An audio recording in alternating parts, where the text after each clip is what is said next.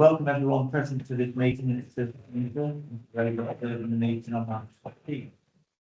Fire alarm procedure, there are no drills expected this evening, so in the event of an alarm sounding, we can quickly make your way out of the building. There are 3 exits from this room which members can use to locate from. Please switch mobile phone on silent or switch off. Take any calls outside the meeting room.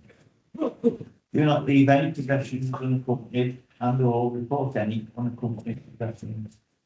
Remember to take any possessions with you and leave the meeting or when it's concluded. This meeting may be subject to filming or audio recording, although the audio recording is not working properly by others in accordance with the council's filming protocol.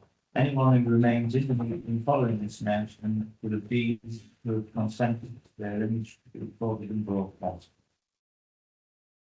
Move on to the agenda proper. Item 1, apologies for absence. Do you have any apologies? Apologies have been received by Councillor Answer, Councillor Stevenson and Councillor Jackson. Councillor Abbs will be substituting for Councillor Jackson and Councillor Hartshaw will be substituting for Councillor Stevenson.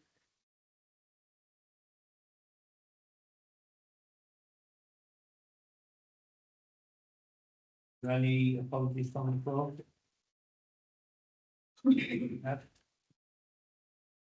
Item 2, declarations of interest.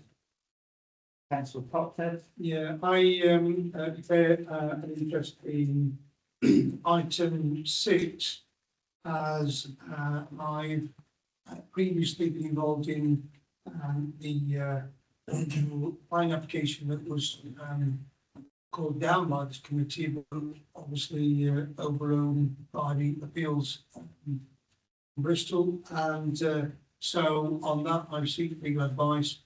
And although I won't be taking part in the vote, I will be making comment. Thank you. Councillor Abbs. Yes, it's department Mansfield in my ward. Probably need to do one of the specifics on that. Item 8. Agenda item 8. So leaving that one to the 10th. Thank you. Are there any further declarations of interest? Item 3. Next week's meeting, last meeting.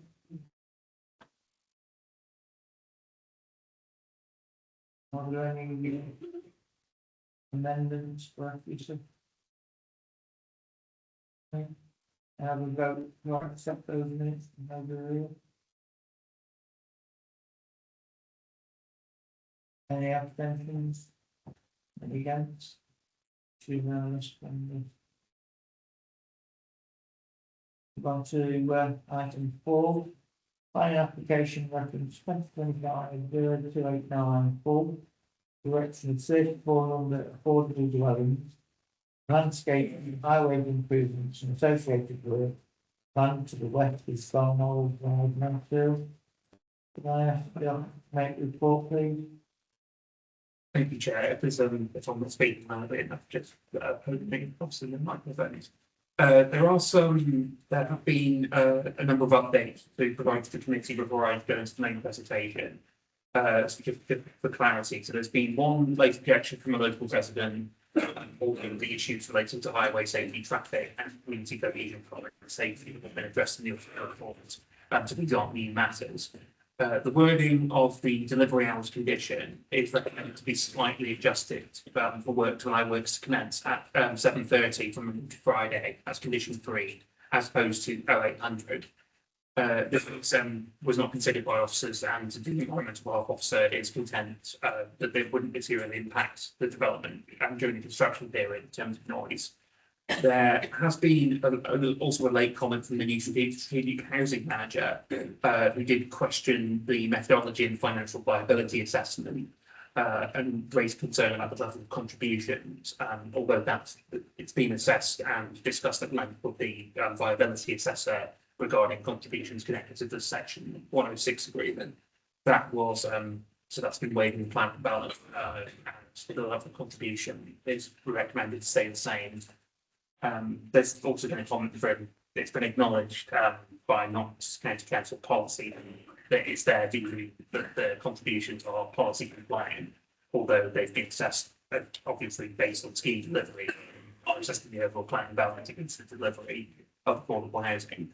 And there's also been correspondence received about development commencing on, or alleged development commencing on site. This has been assessed by the enforcement officer, and I've been in correspondence with the agent for the application. It was this wasn't a formal commencement on site; it just related to site investigations regarding the foundations of the old building, because it's previously developed a number of decades ago. So we can go on to the sort of scheme proper. So the application is seeking consent for 34 affordable dwellings. So this is this full planning application. So we have all the details before us. So the site. So this is the first slide. It's showing the site layout. So there's a number of details that are relevant on this scheme. So the mix of, it's a mixture of 2 and 3 bedroom dwellings. All plots will either have on-plot parking for one or I think primarily 2 spaces, mostly frontage, although there is some shared parking, mainly on the private drive on the northwest of the site, so on the to the southeast. The site access is staggered across the site, so primarily for about half of the dwellings comes off the main mouth of the road, which goes on to Balmoral Drive. There's also a shared private drive at the northwest of the site, which serves 4 or 5 plots. And then along Balmoral Drive itself, about another half dozen of the units, it's 7 or 8 have tandem parking access, so it's staggered across the frontage. There's obviously public open space or limited open space to serve as, there's also a drainage on site alongside with on-site landscaping. On plot cycle storage. So there's a broad overview. Next slide, please. This is kind of just really goes into more detail as to the proposed landscaping. There's been an effort to sort of maximise on-block landscaping, although given constraints of housing density, garden sizes, parking, obviously there's a balance between various sort of issues to sort of consider. It's really going over the main trade-offs, really. I think as far as relevant material considerations, objections really sort of sent. I think there was a number of comments about the sort of highway safety associated with the scheme. Really, the application been assessment. Peak movements were found, which have been accepted by the Highway Authority, to be significantly below that which would expect to assess impacts on traffic and junction capacity. Access and parking was considered to be acceptable and wasn't detrimental to highway safety. Next slide, please. So this slide just shows the technical access geometry, which has been reviewed by the Highway Authority. More or less just commenting on what I've already said. So there's not really much more to comment on. Next slide, please. So the next series of slides just show a number of photos relevant to this point. So this is the current, so mainly the current site frontage. It would be there's a number of the frontage would have to be removed, but then that would be mitigated both by mitigation planting and more generally the creation of more active frontage in general. So that's been reviewed both from the tree officer, who have not raised objection to the proposal. And as a general principle, there is a benefit in terms of natural surveillance promoted by having dwellings on both sides of the street. So comments regarding that there's been a maximum effort to basically ensure that there's to minimise the areas of the site that aren't overlooked by residential dwellings, to minimise the areas where to minimise the risk of antisocial behaviour, which has been weighing in the planning balance and considered unacceptable. There's no objections have been received from the environmental health officer regarding public nuisance. This photo it's mainly just to illustrate the sake of the west of the site. It's mainly this looks at general visual impact, just to demonstrate that this is directly adjacent to the development, but it's basically shows that there's no visual overstep. beyond the immediate site context. So the actual, again, the impact on character and appearance of the area is limited to the actual site frontage and was considered by officers to not be detrimental to the character and appearance of the area. Material specifications broadly in line with the character of existing dwellings in brick and slate roof tiles, UPVC windows. I think that's it for the slide. So the recommendation in front of the committee is to grant permission subject to the planning conditions and the officer reports and £32,500 to be secured by a section 106 agreement towards offsite public open space and Burlington Drive and the Shaftesbury allotments. Also a management company and the affordable housing scheme. So the recommendation is to approve subject to those. Thank you.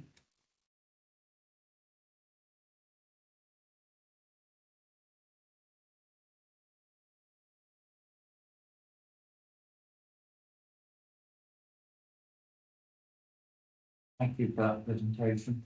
I've actually got a couple of speakers on the I'd like to invite Beverly Moss. Good evening.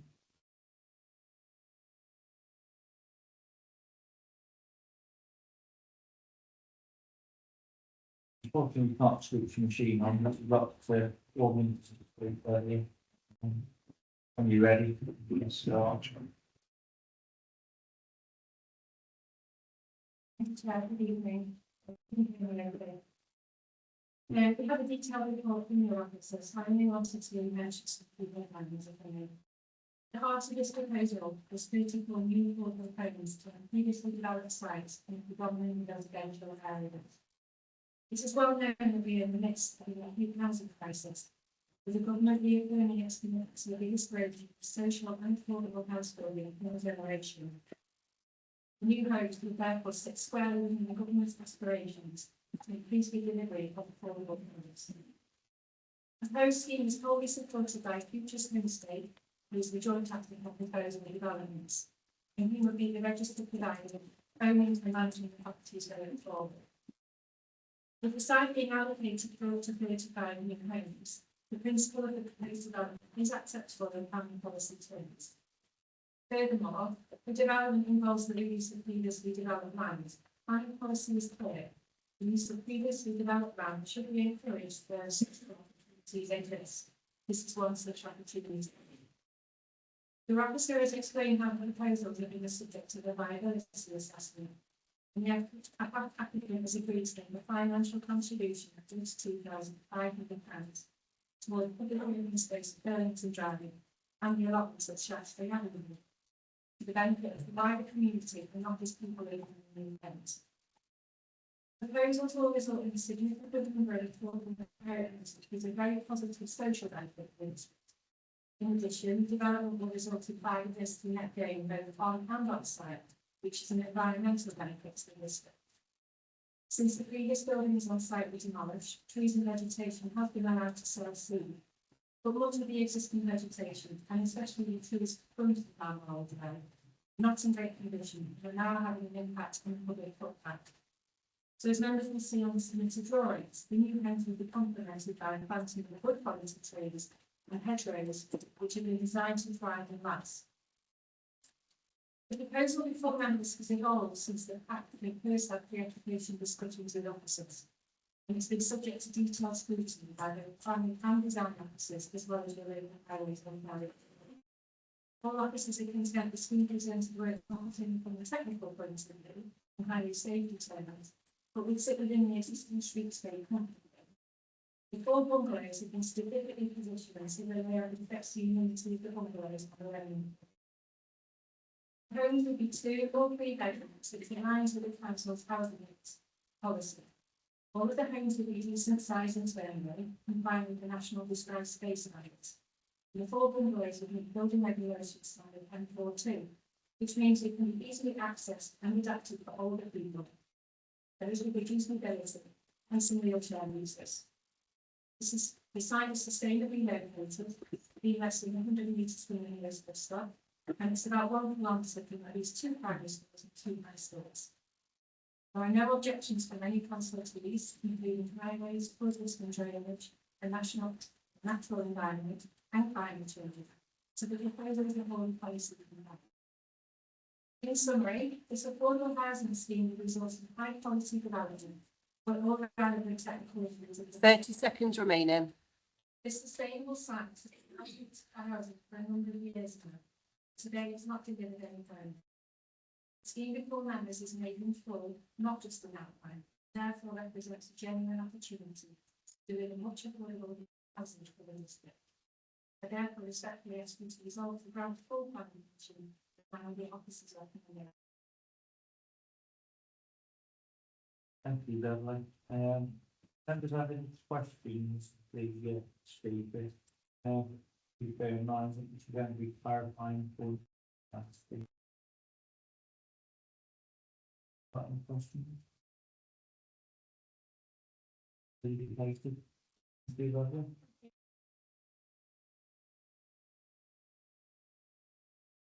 All right, so Natalie, who's TV?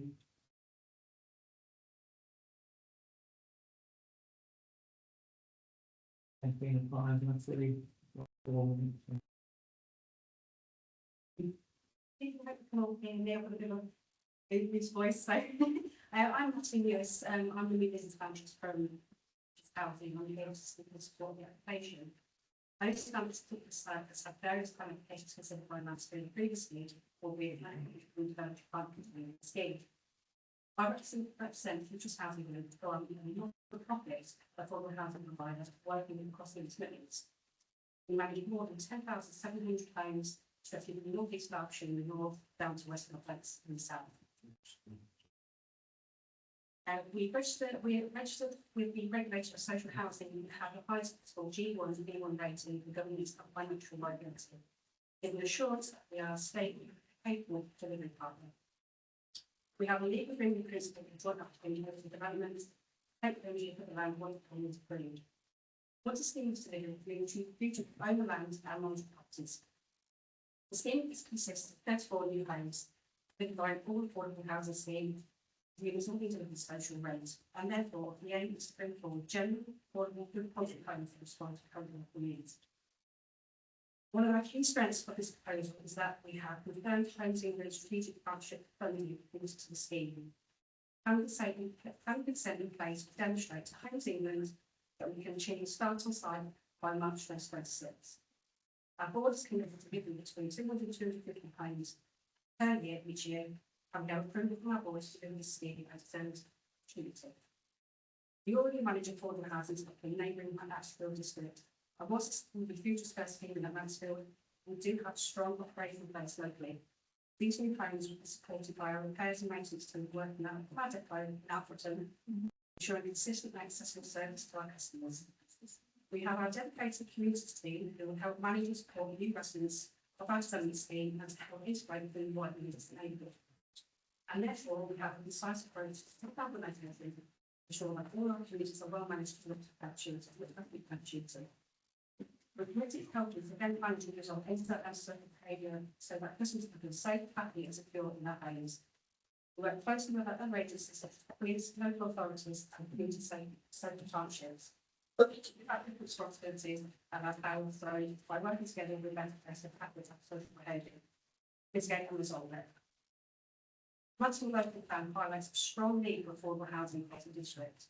This development will make a meaningful contribution to the big housing need and aligns well with Mansfield's growth aspirations. To summarise, this is a well-designed, fully-funded, high-deliverable scheme to our much needed affordable homes in the district.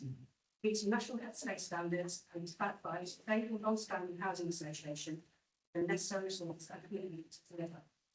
We're ready to move the scheme forward as soon as the Commission is welcome and the Section 86 is approved. I therefore respectfully ask that this application is granted permission in line with the lost.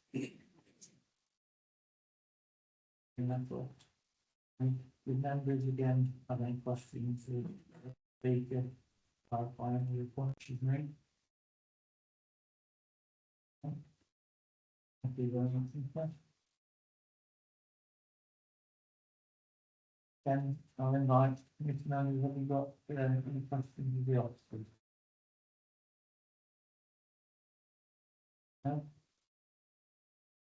No? Proposer, think, yeah, no. Have a look. Make there any comments on the application?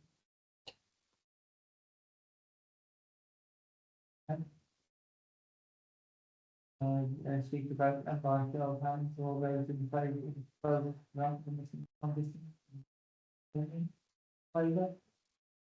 Any abstentions? Any against? It's unanimous.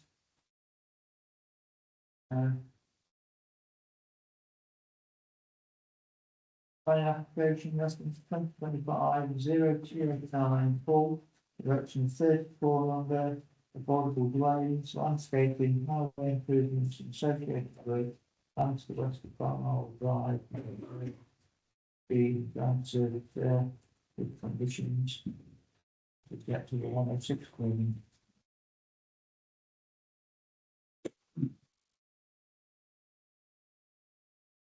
On to the next item on the agenda, item 5, plan application reference 2025. It should be a point of order, Mr. Chairman. There was nobody representing the community that was against the proposal. To have two people that's for the proposal and another person over there. That's not a point of No, order. that should be a point of order. That is Make not objections. You can apply to speak. Well, it's cold, because two people had already was going to speak. And they was there. Pardon? No time to go on the letter from received. So how do we know? Have you registered before that day? We were registered. Well, I said so. She's good at something. Okay. I'm really disappointed much for that today. Really am. Been a Labour man all my life.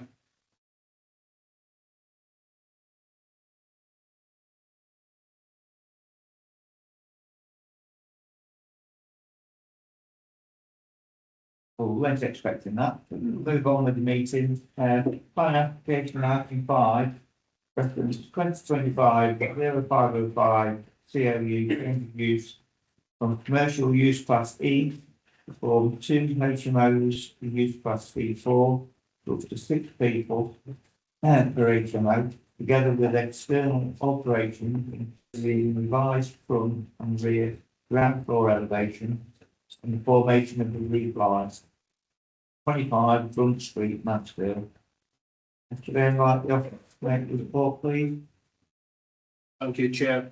Application before you is to 25 Front Street, 2.5-storey mid-terrace property located on the edge of Mansfield Town Centre. Building was formerly used as an accountancy office but has now been vacant since 2023. The site sits within a mixed-use terrace. Whilst there are residential homes nearby, the immediate context includes a commercial neighbour, such as a warehouse opposite and another accountancy office within the terrace. In terms of what's being proposed, planning permission is sought for the change of use of the building to 2 HMOs. On the ground floor, there'd be 4-bed HMO for up to 5 people. And on the first and second floor, there'd be a 5-bed HMO for up to 6 people. Total occupancy would be 11 persons. Externally, alterations are proposed but are minor. They will remove roof light and change it to both the front and rear elevations. Specifically, the repositioning of external doors and adjustments of the ground floor windows. These changes are clearly vital as they facilitate an internal corridor which leads from the front door all the way to the back. Waste can be moved without passing through any habitable rooms. In terms of the planning merits, Chairman, when considering HMO applications, the primary policy framework is policy 87 of the adopted local plan. It states that proposals should contribute to the achievement of mixed and balanced communities and not result in a handful of over concentration of HMO. Involve the reuse of vacant buildings to prevent disrepair and provide an adequate internal accommodation and external amenity space without significantly harming the amenity of existing neighbouring occupiers. In this case, the proposal counterfeits seven as it brings a building that's been vacant since 2023 back into a viable use. Furthermore, Chair, members should also note that prior approval was recently granted earlier this year to convert the building into two separate residential flats. Therefore, the principle of residential use on this site has already been established. Chair, I now turn to the main area of local concern, which is highways and parking. We've received numerous letters of objection, largely focusing on existing parking stress on Front Street and the lack of off-street car parking provision for the proposed development. Policy IN10 under the Highway Design Guide generally seeks one space per bedroom for HMUs. However, the guidance also allows for a lower provision where appropriate. In this instance, the recommendation is to grant based on four key technical factors. First of all, it's a sustainable location. The application site sits on the edge of Mansfield Town Centre. The location defined by the development plan as the most sustainable settlement for development.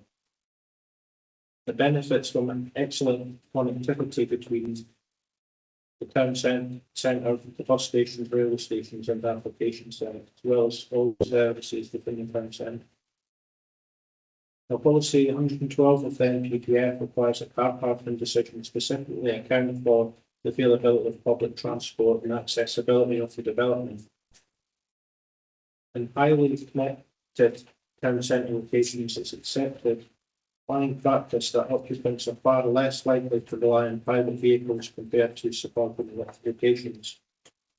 Furthermore, the lack of off-street car parking is consistent with the existing character of Front Street, where terrace dwellings historically lack private driveways. Given these factors, the Highway Authority has advised that a refusal on highway grounds could not be substantiated. We've also to consider the commercial fallback position. Existing approved use of the building is an accountancy office with 9 separate rooms.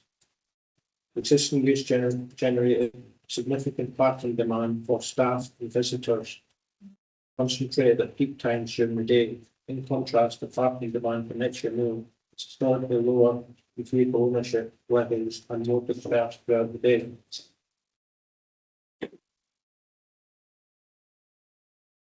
Another important consideration is the use of resident parking permits. Crucially, the amenity of on-street parking at the moment is managed by Nottinghamshire County Council through the residential parking scheme. This is a separate legal control. If the parking zone is already at capacity, simply put, the new occupants will not be issued with a permit. This prevents them from legally parking on street and ensures they cannot displace existing residents who hold valid permits. Future occupants do want to own a car, they'd be forced into nearby paid car parks in close proximity to the application site. Mitigation. To further encourage sustainable transport, improve cycle storage in the rear of the building, which is secured by condition. Consequently, the Highway Authority has reviewed the scheme and raised no objection. Its officer's opinion that refusal on highway grounds could not be substantiated. Let's move on to the residential amenity part. To assess the potential impact against your policy T7. In terms of privacy and light, the proposal involves no external changes to the building's footprint. Existing window positions remain largely unchanged, therefore there will be no loss of light overshadowing or privacy for existing neighbouring occupiers. In terms of noise and disturbance, we acknowledge residents' concerns about the intensity of the use up to 11 people. However, we must balance this against the fallback position. A, that there's a prior approval in place for 2 flats already, and B, that there's a commercial use that will generate daytime activity from staff and clients. An environmental health team has reviewed the residential layout and confirmed that noise levels would not constitute a statutory nuisance. Given Edgertown will propose residential uses compatible with the character of the area. Let's move on to waste management. Regarding waste, original concerns about moving bins through the ground floor bedrooms has now been resolved. You've seen that pictures an underpass towards the rear of the building, and there's also an internal corridor creating a direct route between the rear guarding ground and the front of the building. In terms of crime and safety, the consultation report and response from the police authority indicated that a secure by design condition would be required. What that means is there's particular requirement for access control, particular certified doors, CCTV. Condition 7 on the report sets out this requirement by clarification. So in conclusion, Chair, the recommendation is to approve planning permission subject to the conditions in the report. Briefly, in terms of principles, establish that the development complies with policy H7, bringing a vacant commercial use back into fruition. On-street parking, we acknowledge the residents' concerns, but the site's a highly sustainable town centre location, Edgertown, Chair. In a combined fallback position, if the busy commercial use justifies the lack of street car parking, crucially existing residents are protected by the car parking scheme that was also mentioned and the terms. An amenity, it demonstrated that it would be a significant increase compared to consent uses. And on safety, we have a condition in place for a secure by design condition. And importantly, Chair, a separate applicable licence would be required from this authority before any use can be made of the HMO from an environmental health group. Therefore, it's recommended, Chair, that the planning permission be granted. Thank you. Thank you very much for the report. There are no public speakers for this application. Do we have any questions from Mr. Councillor Martin? Yeah, sorry, I just want to clarify, I couldn't quite hear at one point. You mentioned about the residence parking scheme and how that would work with these two HMOs. Can you just go over that again? Sorry, I just didn't hear that. Yeah, thanks. Yeah, Chair. So at the moment, the street's governed by a car parking permit. If you want to park on the street, there's a permit from North Nottinghamshire County Council. They've indicated that they won't issue any further permits to park on the road. Somebody wants to live in this HMO either with a car, that either apply for a permit and if someone's given their permit back, or the parking nearby car parking facilities, which is directly adjacent to the site or elsewhere within the town centre. Okay, thank you. Yeah, that was it. The bit I didn't hear was when you said about they weren't going to give any more. So thank you very much. Any other questions to offer? No, nobody's indicated. Yeah, the proposal of this department. That's how it is. Do you make any comments, please? No? Can we have a vote then, please, by show of hands, all those in favour of this application, please, show. Any abstentions? Any against? It's unanimous. Planning application 225/0/5 COU change use used by Queens. Limits for 2 HMOs used by C4 with strict fees or per HMO. Together with external operating including revised front and rear ground foundation, formation of roof line, 25 front street transfer, relative content with conditions. Delegates the authority to planning and development managers. 19 needed to make your approved net line 7 planning commission. I think Move on to agenda item 6. With plan application reference 250509. Recon.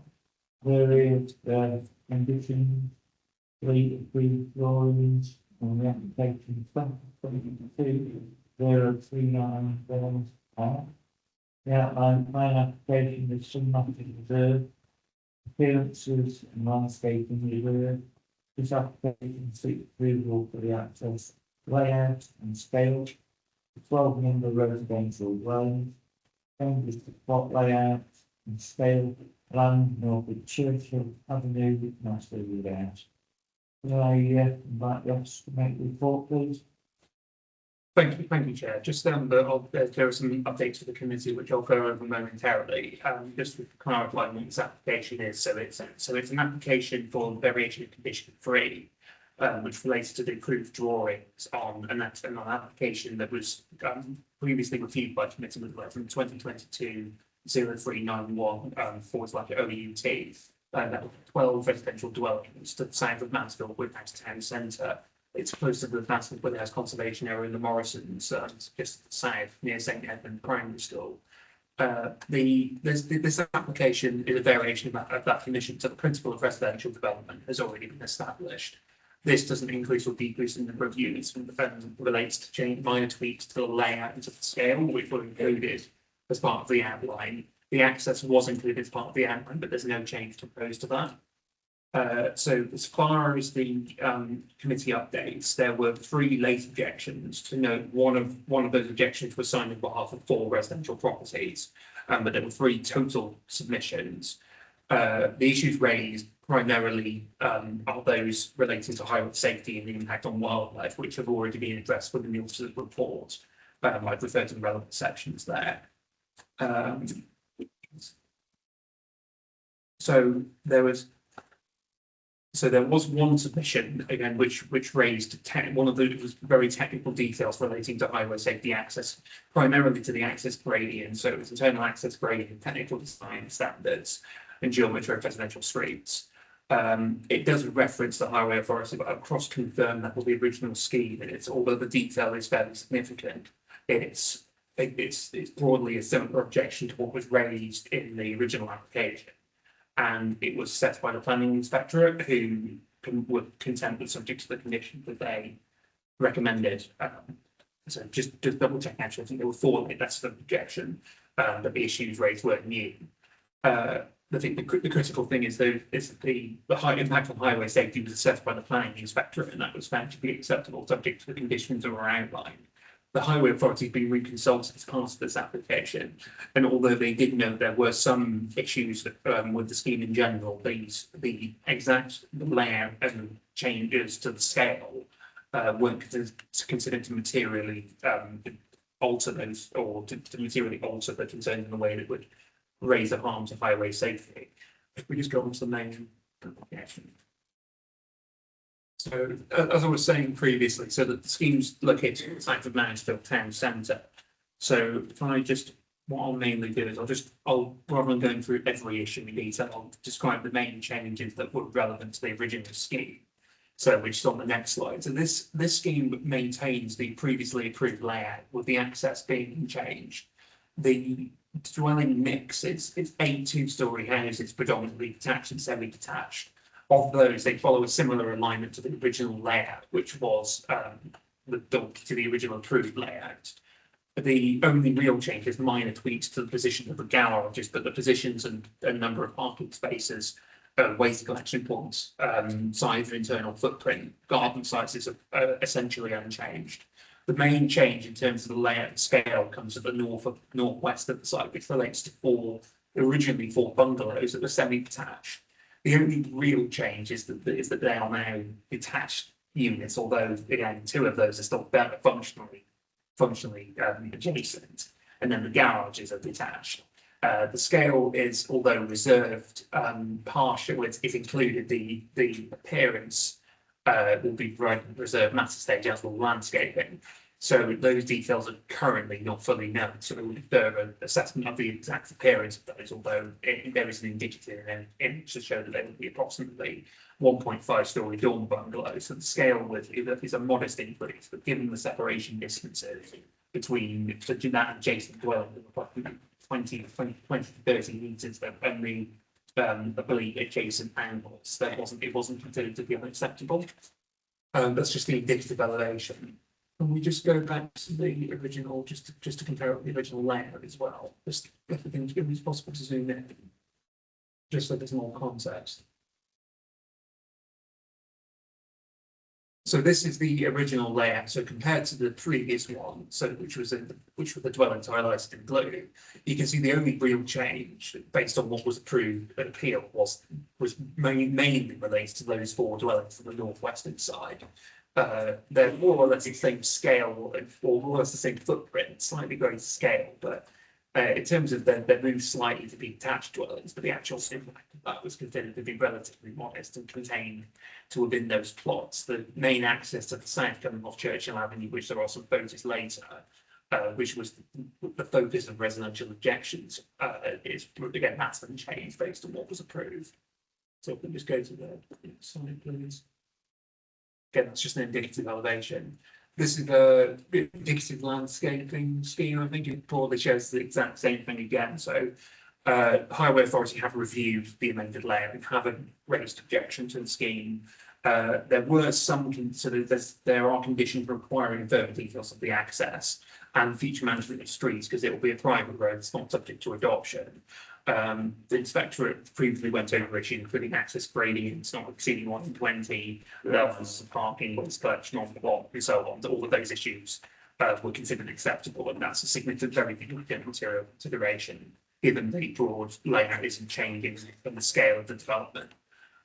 So primarily critical. There was a condition that was recommended by the Highway Authority originally that for some reason the inspectorate didn't include, which related to the management of streets.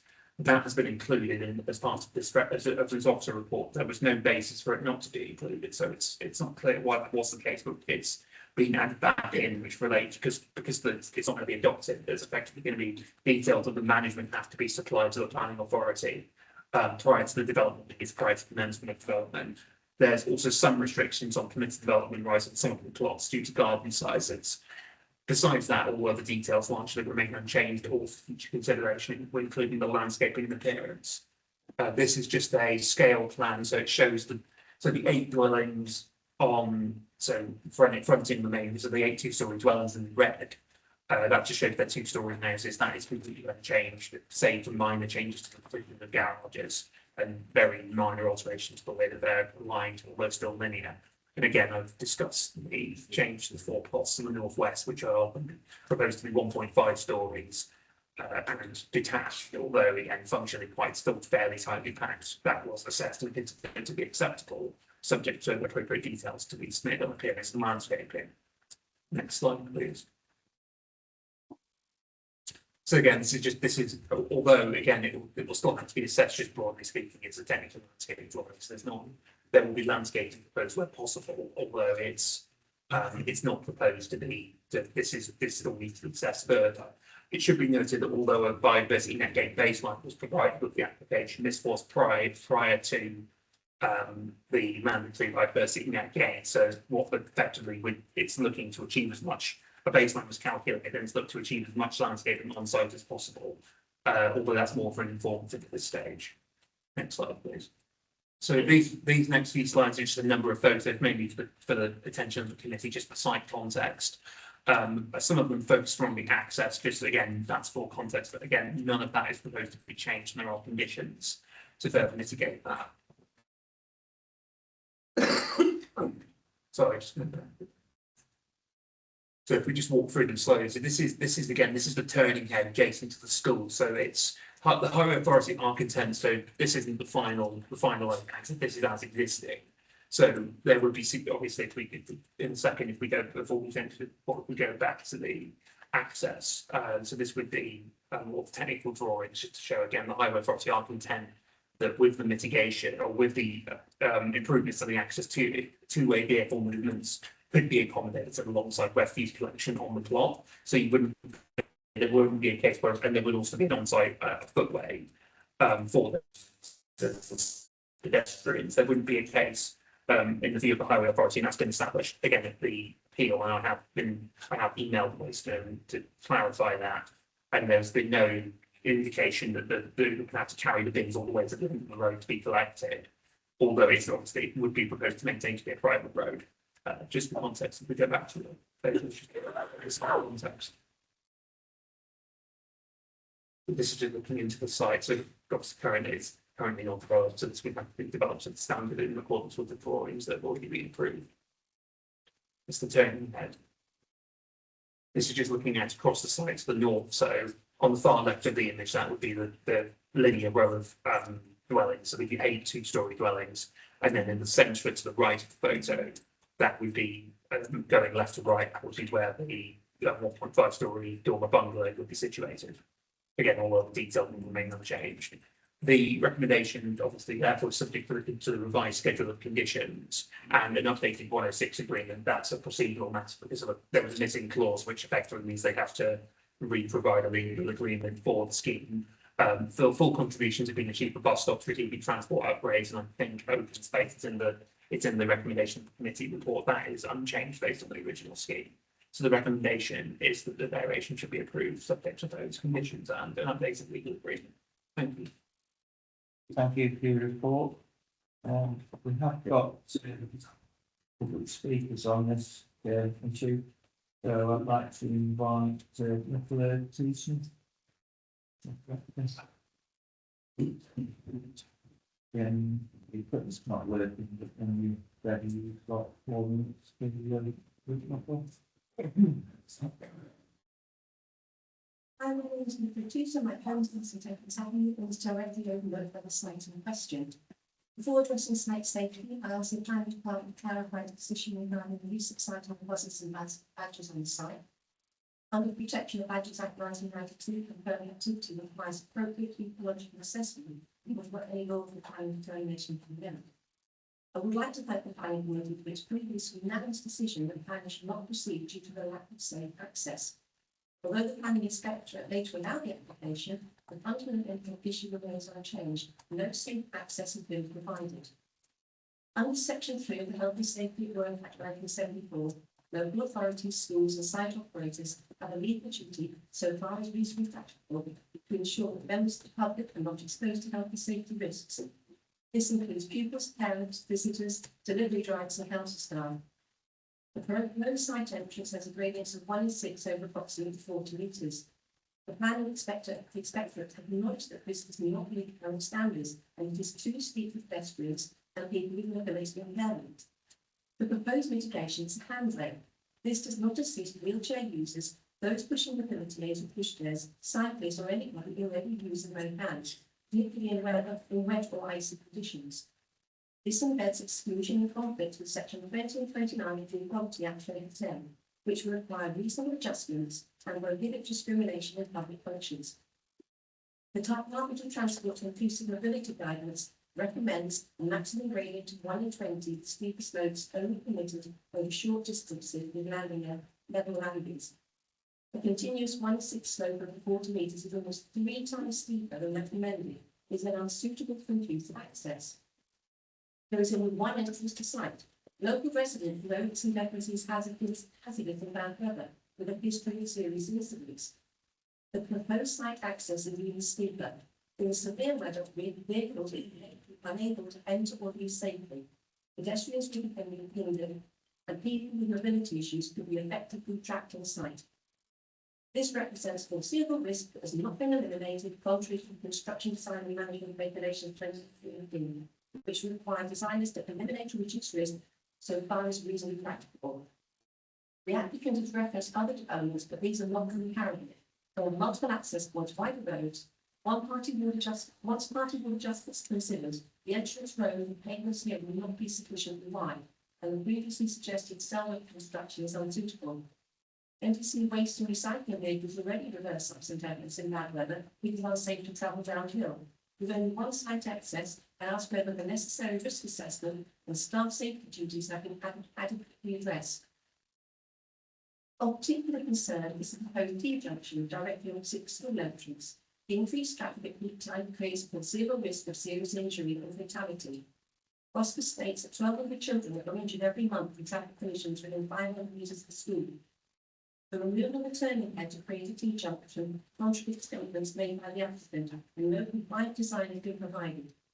Referring to N16 general geometry of residential streets, this road serving medium school buses is not suitable for pedestrian drivers. Through congestion, emergency vehicle access will be compromised. 30 seconds remaining. This site has been subject to multiple previous refusals, including the most recent unanimous refusal, despite claims of expertise by the new applicant. This application shows no resolution to an unsafe entrance and no compliance with legal and safety requirements. I respectfully ask the planning committee to insist that no further planning consideration takes place until access proposals are demonstrably safe, inclusive, and fully compliant with health and safety, equality, and highway regulations. Thank you. Thank you, Nicola. Do members have any questions to clarify any points made? Councillor Coxon. Yeah, you obviously you know what my feelings were at the original application, and there's two concerns of mine. So with you speaking, I'll indicate on the incline going down or decline going down to the development. Although we've covered it very quite a lot in the objective against the application, I just feel that we sort of a bit shortchanged dealing with whether the decline within this application is anything to do with what the amendments that we're looking at on the plan. But what I want to be able to be have on file with the minutes of this meeting is the very fact that I feel that incline is a very dangerous area. There's no handrail will ever substitute any safety. And I just wondered if it's questions to you, which I've been asked to do, that is a major concern to you as well. It is. You can see from the photo of one of the turning circle, but the house, that house there is Chris who's going to be speaking next.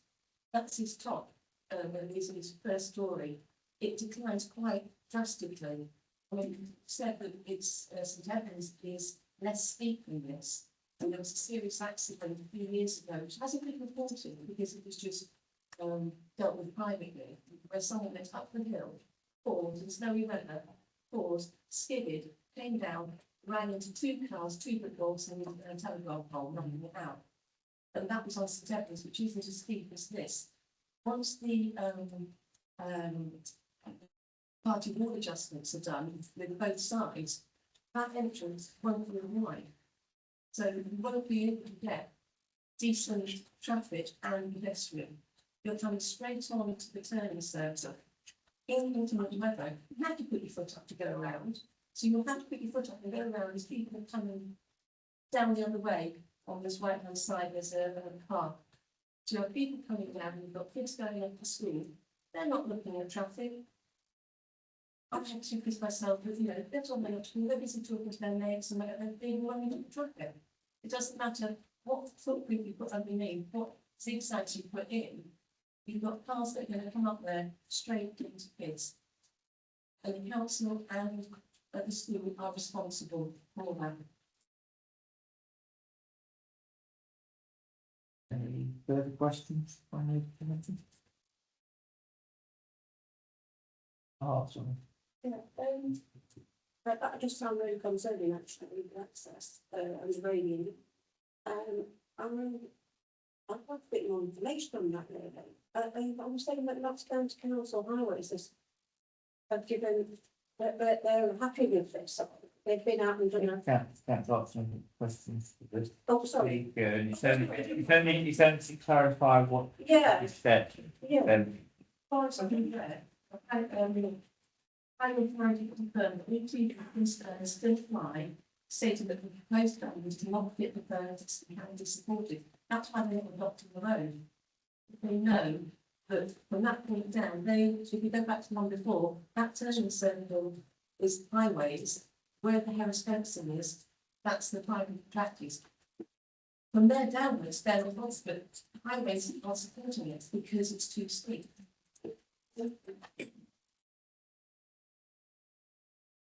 Councillor Tempest Mitchell. It's probably not to clarify, but I'll ask it in any case. What's on a morning, let's say 8:30, on a Monday morning, it's cold, it's wet, it's dark, it's foggy. What's it like? I'm asking also to place the question to the next speaker Yeah. because they live right opposite. I want my dog round that bit in the morning.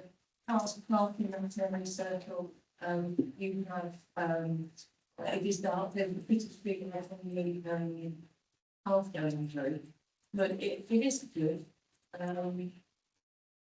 Lorries parked up there, the school's got deliveries going here early in the morning, food for the day. Their deliveries, they have, waste going in, they're contractors for, contractors going in. So it is a busy turning circle and, public parents park on those zigzags. So they will block. Not saying. Any other questions? Thank Thank you. you very much. I mean, we invite our other speaker, Chris Whitty.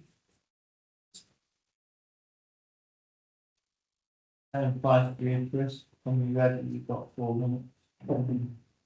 Some questions.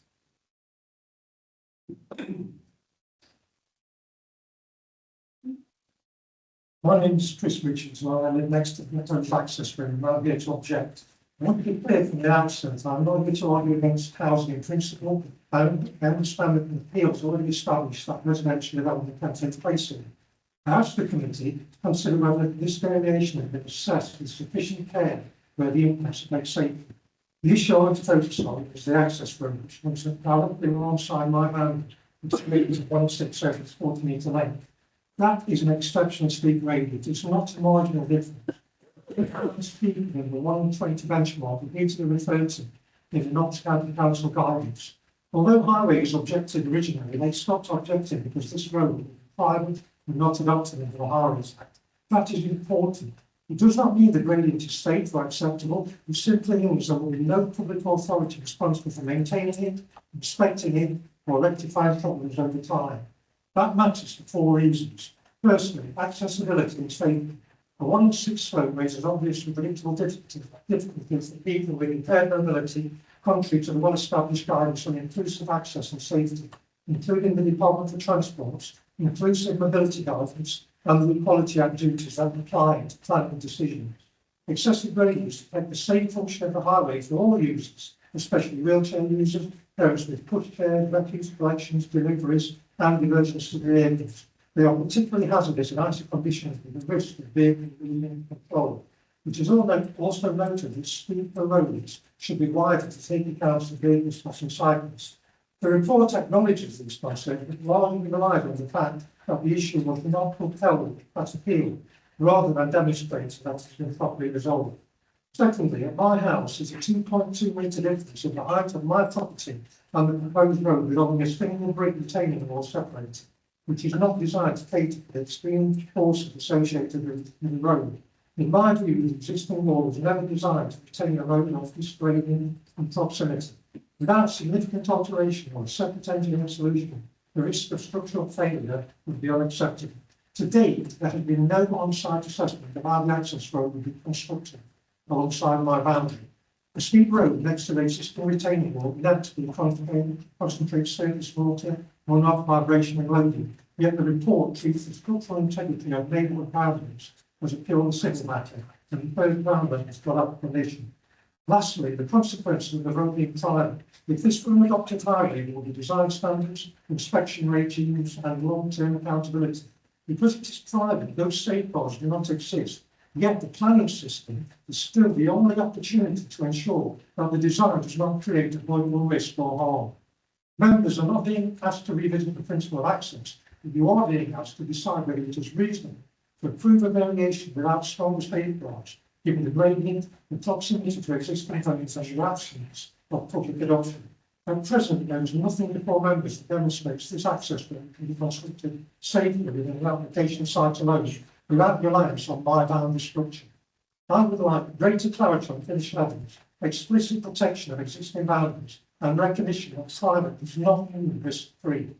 That would be a proportionate and responsible response. This is not about stopping development. 30 seconds It is about remaining. ensuring that what is approved does not store up problems that residents will live with long after this committee has moved on. Thank you for your time on public transport. Chris. Members have any question on both people themselves? Councillor Cox. Yeah, I was you're right. So again, you know what my feelings was at the original application, and nobody was any more certainly and obviously no residents was finding than me, but in general, the way that things got with which were beyond our control. At that time, I flagged up the very fact, because I spent a lot of time in that area, and more so due to the fact that while I was school governor, and knowing that the area, the checkered area that you can see on the screen, it's an area where people access it from the age 60 outside the school. The only way that people get in and out of the school, certainly with vehicles, etc., is through that checkered area, and that means that kids head towards there. I've mentioned my concern on the incline, and so I'm also going to bring up my concerns to you that is that I feel that that area, as you highlighted and the other speakers highlighted, it's a very dangerous area, and it's not an appropriate sort of area, certainly to access onto an unadopted road that nobody's going to take any responsibility for once the development's done, and it scares me. And so my concern, and again I'd like it noted on the minutes, is that I feel it's a very dangerous area, and but the application, and he's looking at the dynamics of the adjustment on the side, but I wanted to be able to flag that up with you and ask you, I dare say, do you share my concerns as well? Yes, definitely, I do. I mean, obviously living next door, I mean, my driveway is just kind of right at that photograph, so I live right next door to this area. We've lived there since 1990, so a long time. That turning circle which you mentioned, in the morning, school times, and then school finish times, it's full of cars. There's a sign there saying no parking in the turning circle, for parents, people coming to pick up their kids, they just park in that area all the time. And at the same time, deliveries to school, they use that as a turning circle to take. And there's many occasions where a lot of things back down, can't use the turning circle because of people in there, so it doesn't even work now. Never mind trying to make that a junction at the same time. Yeah, I certainly share your concern. And what you mentioned about variation, I fully understand about variation. And I studied the planning inspector's appeal decision. But in that appeal decision, there are quite a lot of conditions.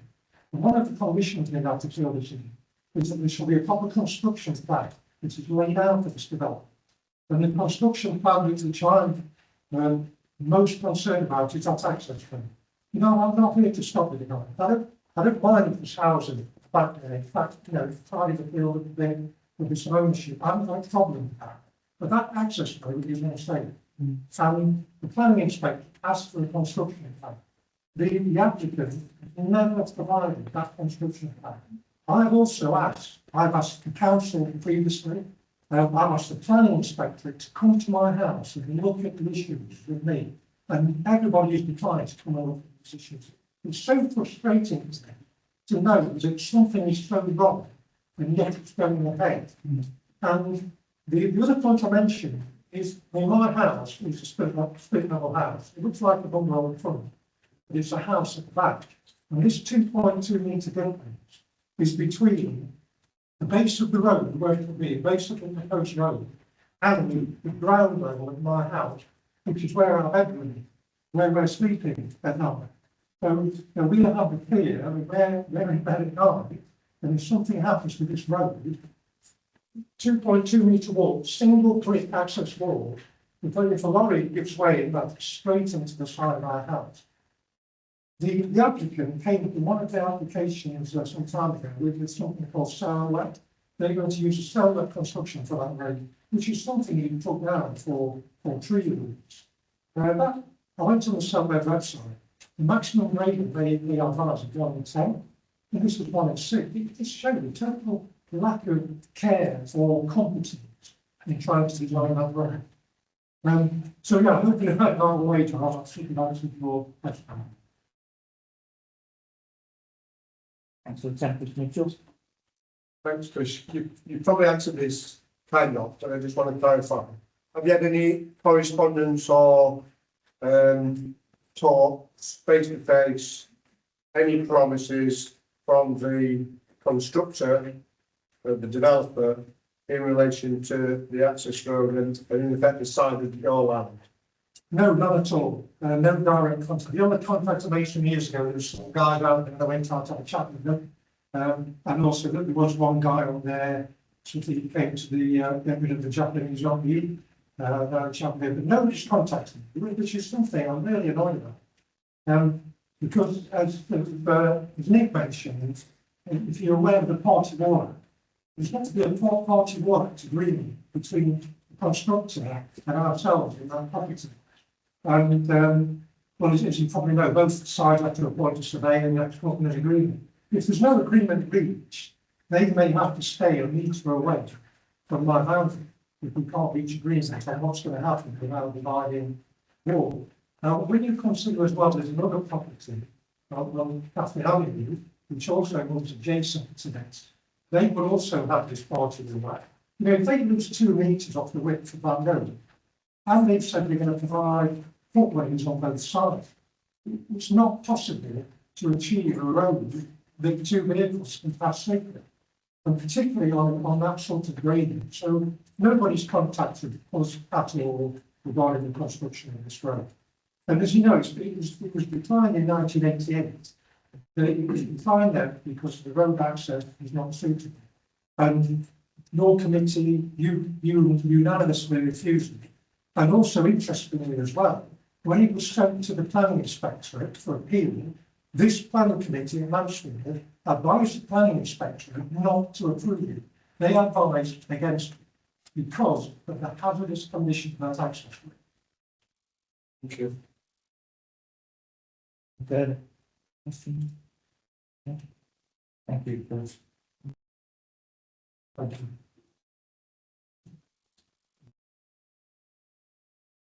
you. Last question for the officers, please. Councillor Hartshorn. Well, it sounds really concerning, really, without more information, I think. So I have understood this correctly, this was turned down because of this issue. And has anything changed to say that it's been made safer? Thank you, Councillor. So I think there's a few things. So I mean, just with regard to how planning decisions work, I think there's a for this application, obviously there's variation in conditions. Obviously, we go with planning application of assessment. I think the challenging thing often it's the most confusing is we're looking at the changes which were proposed in the scheme. If this scheme was turned down tonight, it would there's a fallback scheme which is very similar that has exactly there's no change to the access proposal. I'll go on to that in a second. To what the inspector actually some of the recent paragraphs from the inspector's decision. But if this application wasn't here, there's still a scheme that is nearly identical in scale, form, access the same that would still have planning permission. So these changes wouldn't impact that. And that being said, if I just some of the planning conditions that are included on access points. So condition 6, no development shall take place until details of the site access work, including footway improvements, are shown on the external work layout plan.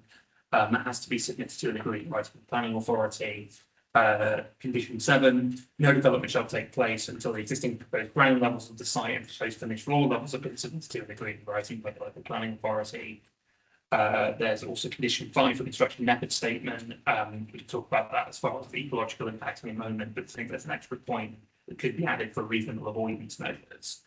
And there's obviously, as I said, compared to the previous approval, we've also added a condition for the future management of streets. I think as far as the actual, what the planning inspector assessed, obviously noting all issues with the current balance combined. So just find the appeal decision. So it says, so there's 2 paragraphs to note. So it says. Sorry, stop for a second before you say that, because I think there's just a bit of confusion as to how we've got to this point. Yeah. Step back a second. So the application was submitted originally, and it came to planning committee and it was refused by planning committee. And then the applicant then appealed that decision, and it went to the planning inspectorate, and the planning inspectorate allowed the appeal. So that's how we got to a decision. So it's just to clarify, because I think that was the issue beforehand, in terms of how we've got a decision. So there is actually an extant planning permission on this site that was granted via the planning inspectorate. And then this application has come in as a variation to a couple of house types and plots. But it's obviously based on the planning inspector's decision. So the principle, the planning inspector's decision is a significant material consideration in this application. So sorry, Dan, carry on. No. I think if you look what Dan's going to say in terms of what the inspector said about the gradient, and I think that'd be useful if you could just read out an extract from the planning appeal. Yeah, so thanks, Claire. That's a useful point. Let's to planning history. So paragraph 14 of the inspector's decision basically says, I am not persuaded that the gradient of the access would be particularly difficult or distracting for motorists entering or leaving the site, as most will be occupiers of the development and will be accustomed to the road geometry and conscious of children accessing the school at certain times of the day. The visitors to the site would be aware of the road narrowing on the approach of the school and the change in road surfacing and markings suppress vehicle speeds. And then I think also paragraph 19, I think is relevant as well, which says, having regard for the gradient of the access road, the council considers the internal access road and footway do not provide safe access for all users, particularly with limited mobility. And as a result, the fall in levels of the initial part of the accident between 1 and 6 and 1 and 10, once past the site entrance, it would fall off slightly between 1 and 11 and 1 and 16. The steeper gradients towards the southern part of the site would exceed those recommended by the highway design plan prepared by Nottinghamshire County Council and the publication of inclusive mobility in the Department of Transport. And it doesn't conclude that they would be substandard, but then it said the original plot levels themselves would be capable of having a 1 in 20 gradient, which would comply with accessibility standards. And then 20 says, that said, the highway design guide is not intended to be a rigid solution to all road layouts, and the recommended gradients can be relaxed or it demonstrates that they are not feasible on particularly challenging sites. That, in the case with the appeal proposal, where the site entrance is constrained by topography, applying an overly inflexible approach to this matter would render many sites undevelopable, which is undesirable given the government's subjective to these housing.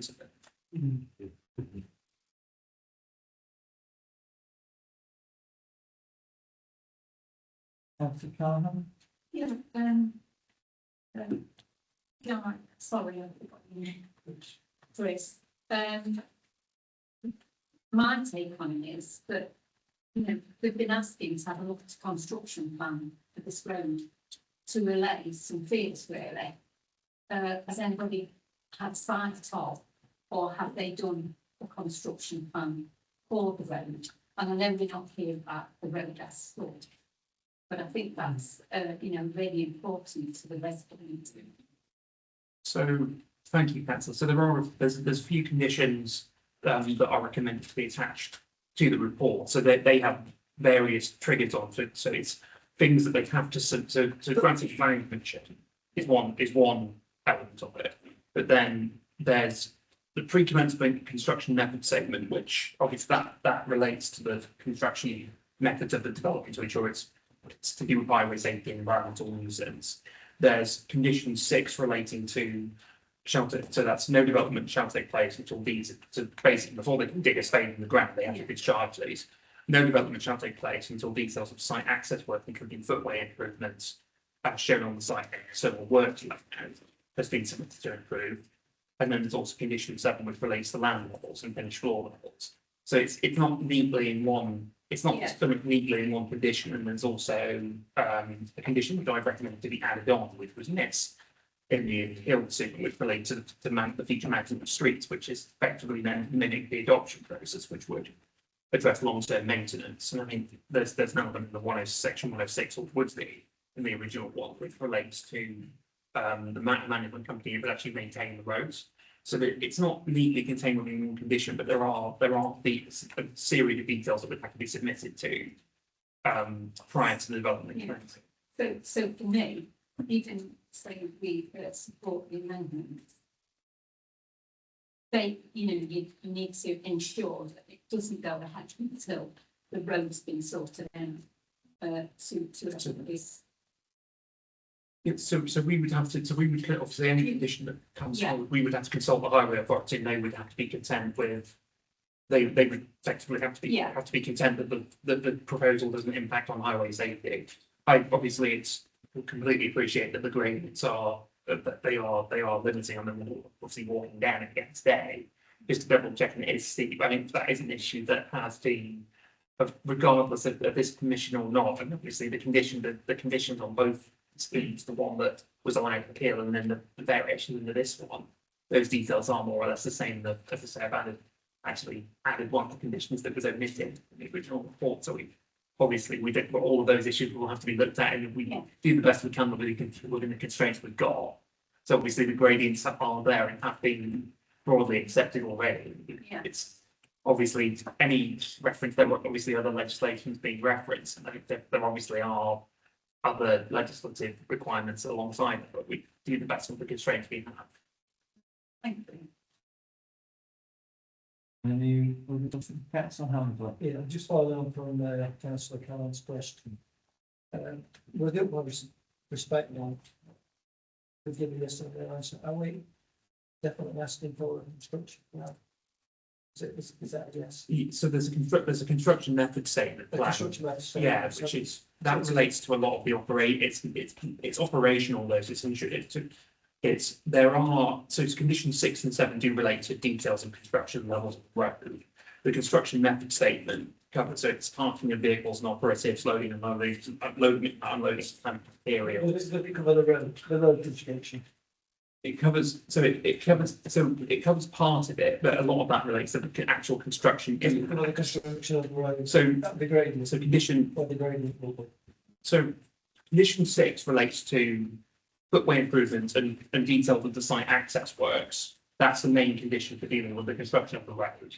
The gradients, more or less, have been at 1 in 6, 1 in 10, 1 in 16, 1 in 20.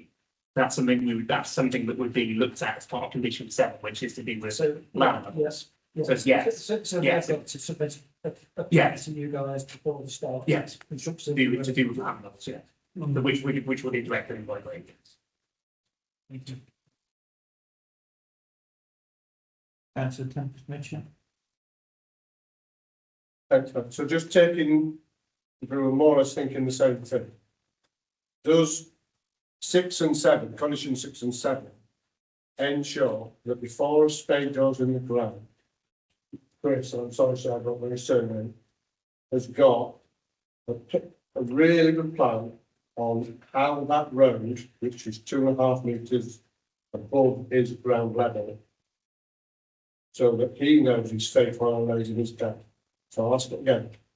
Does 6 and 7, with the conditions, guarantee that there's proper plan in relation to the physical construction, the operational physical construction of that road and access above Chris's bedroom? I want to be, thank you, Councillor, I want to be careful with my wording, so I don't want to go to planning condition say, but obviously the test of the planning condition to test for highways is impact on highway safety and cumulative impact. And there's obviously there are other policies on encouraging sustainable transport, pedestrian safety. Based on those conditions, and we've consulted with the highway authority, the appeals in the background, we are not content that those tests have been met. So, and noting what has already been granted planning permission, those, the condition 6 relates to the construction of the road, condition 7 relates to the levels. So those conditions do have to be submitted and discharged before development commences. I think what's important to point out is that these are conditions that were imposed by the inspector.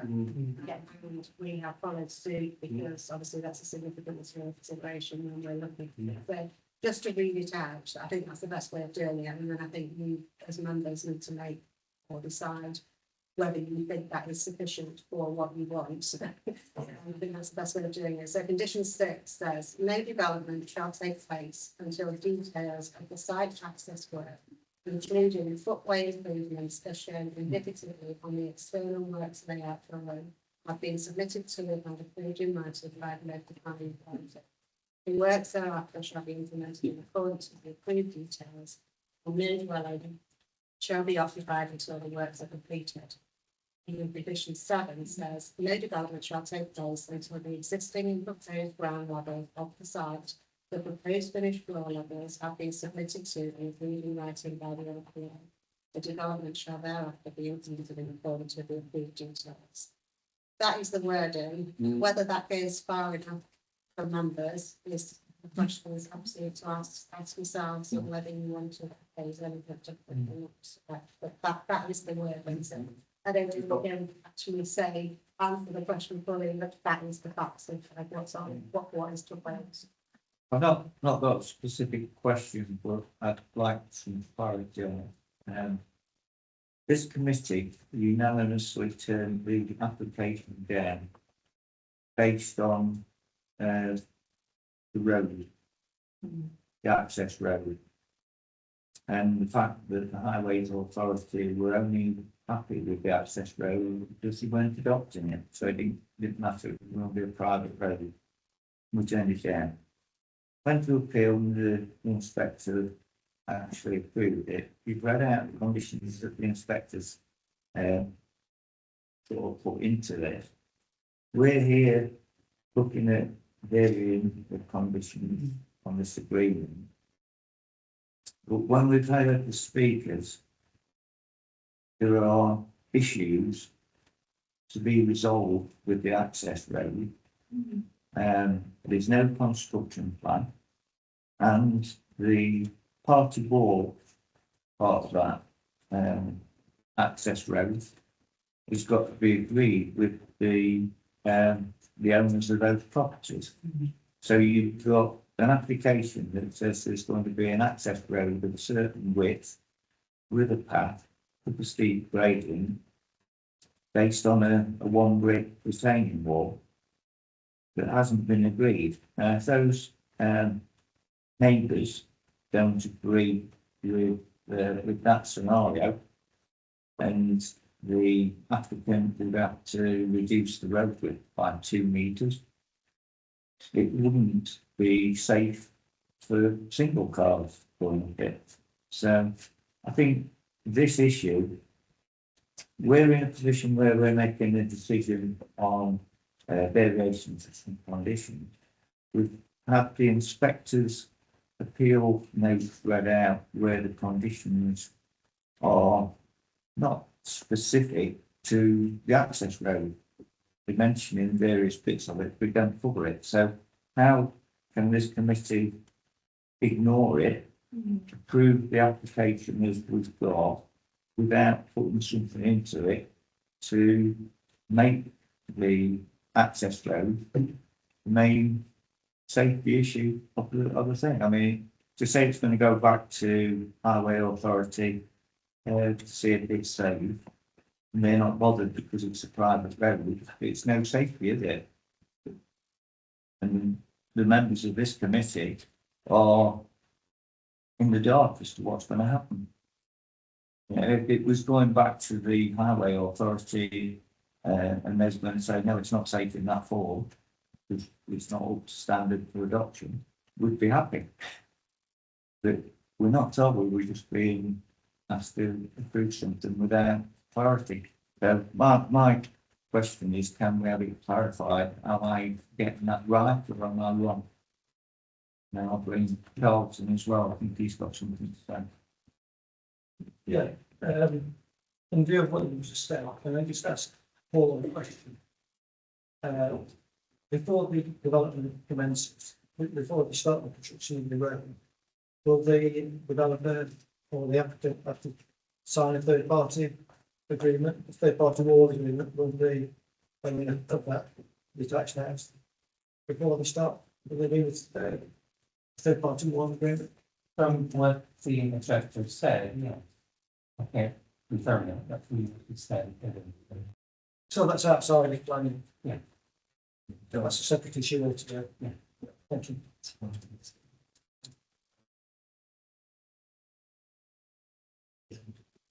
I'll let you summarise what I said then, Claire, and you can introduce them up. We're looking at an application that's not necessarily part of the road, that's what I'm saying, but Yeah, so we feel- I think in this, I'll try and clarify as I see it in my head, but, a section 73 application is, obviously, this is a variation of a condition. And we do have a duty to consider all the material considerations again. But the appeal decision is a significant material consideration when we're weighing up in the planning balance, because obviously an independent inspector has actually granted planning permission on the site. So we do have a duty to look at the road again. However, details, as far as I'm concerned, haven't changed. The details haven't changed in respect to the road. The details for the road are exactly the same as what was in the appeal determination. The only change in this application relates to the aspects of the road. Yeah, so it's for the changes, so the access is it's exactly, well, this is the tricky bit, is that when anyone's defending the access here, it's but the access width gradient, like but as shown on the plans, is exactly the same. The conditions are more or less the same, and we've tried to reduce them where we think it's reasonable. I think the tricky thing to say is that, again, regardless of everything else, we've got a site where the principle of residential development has been agreed, not willingly by the committee, but it's been allowed appealed. And so the only change, the difference is between the scheme that was allowed an appeal and what's proposed at the moment relates to house type, not the access road. And I think we've done our best to obviously make sure the conditions get, obviously do the best we can. That's a lot of clarity, that was well said, Daniel. Is it within the committee's remit to be able to where are the condition that we talked about to make sure that the construction for the access is included? Construction plan for the access, not just for vehicles moving onto site and doing the building work. Can we condition that so that there is a mechanism for the neighbours and the applicants to actually see what's going to happen with this road? I get the point that there's already an application that's been approved with that access road. And this is a variation of that application for the layout and whatever. And not the road. But is it possible for us to condition that?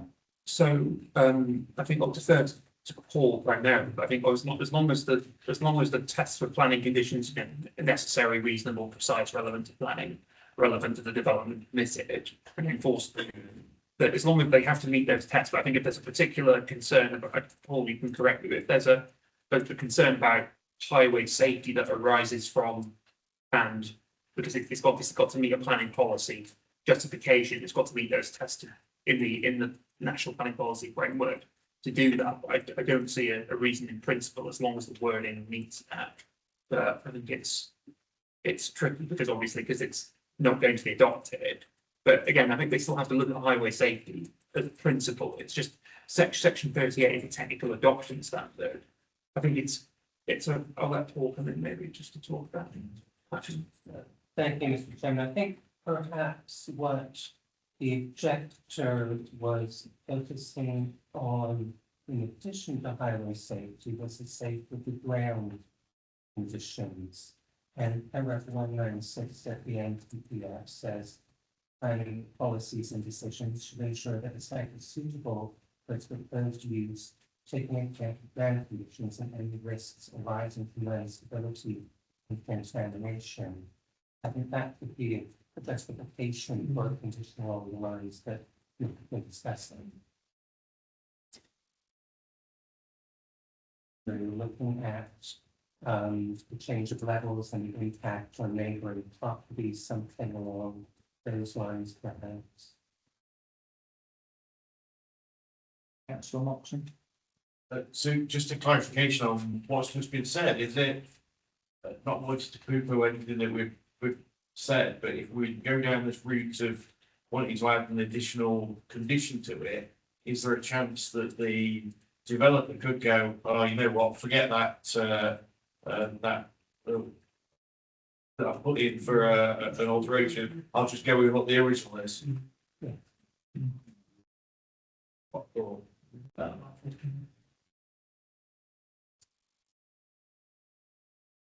Members mustn't let themselves be persuaded by that and consider this condition as necessary. It's not from the previous one was outside of their hands, that was the inspector's decision. And you're entitled to add that condition to consider it's necessary. So,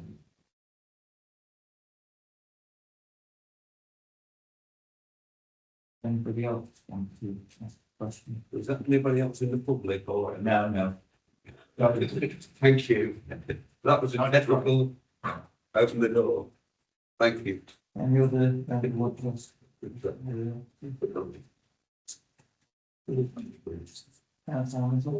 Chair, can I move the application, you approve it, subject to the additional condition that was referred to? We can do that. Please. So just to clarify, it would be conditions seeking details of the access to joining the neighboring properties and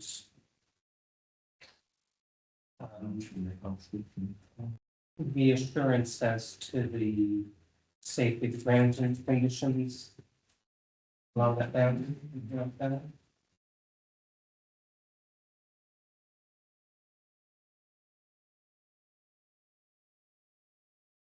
Just before we take the motion.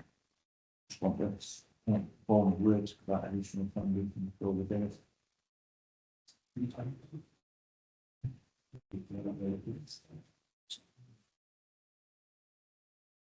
That's if we move on what you just suggested, John, I'll ask for a second in a minute, we could delegate the condition wording to the team. Yeah. So do I have a second? Councillor Abs. Anything wants to be added in the debate? Make any further comments? Yeah, you're in debate. That was a good question, just for the officers. Yeah, we're in debate mode now, so. We're in debate now, so if you want to make a comment, I've got councillor. Yeah, I would say, I don't think it's disappointing, because I remember the last time it came to the committee and highways had said they weren't happy, and now we've been, a lot of us have been to many meetings, planning meetings where highways are happy, and we've not been, but they are happy, but highways not to be happy. Just say that it does, there was quite a significant risk. So yeah, I do think it's disappointing that our decision was overturned, but I think this is probably the best way forward is to get these conditions put in. We think a bit of a safeguard for the residents. Councillor Mitchell. Thank you, Chair. I think much the same thing as Councillor Swinsko, but also lots of things that we said last time round. It still probably breaches the Disability Act. The County Council Highways Authority is still saying it doesn't, breaches their 1 in 20 threshold. There's so much about this that's just doesn't sit right for me. And then we've got this issue with Chris's party wall, for want of a better word. We do this training and we talk about Wednesday and reasonableness. And for me, and I said this last time round, there's so much that I'm not sure that a reasonable public authority should be making a decision on something very clearly breaches so many rules, basically. I still think it's some of our areas still between a rock and a hard place, because the county council, highways authority, have passed something that they probably shouldn't have. They're not prepared to adopt it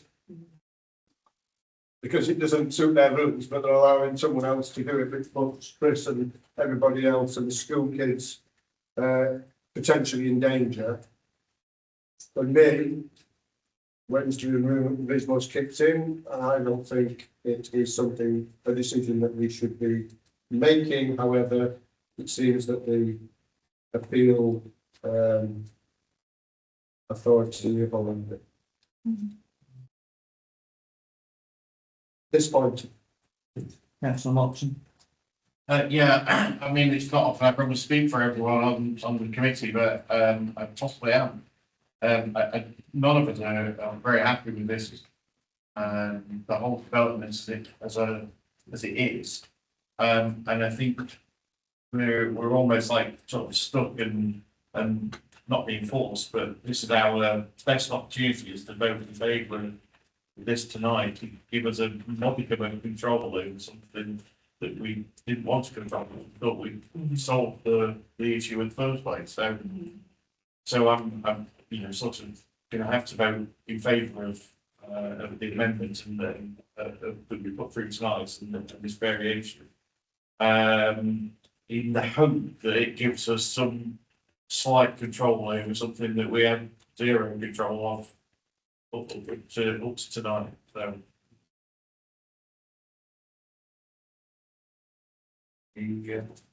Anyone else wishing to comment? So, I had a proposal from Councillor Hamilton. I didn't take the second of that. I didn't take that, yeah, sorry. So I'm cracking up tonight, but we move to the vote then to accept the additional conditions can be delegated. All those in favour, please shout.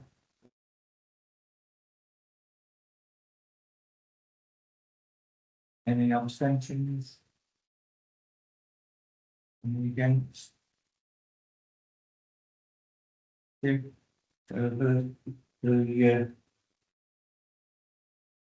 application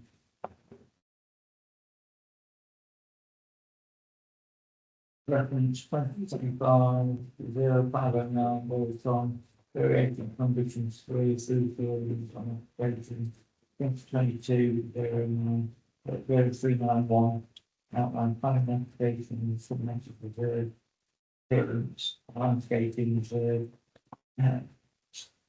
approval of grants of scale 12 number residential dwellings changes to plot layouts and scale line north of Churchill Avenue, Maxwell Woodlands. Subject to staff planning commission, subject conditions, in particular the additional condition that will be delegated to the hospital. Regarding the neighbouring properties to the outside road, party wall.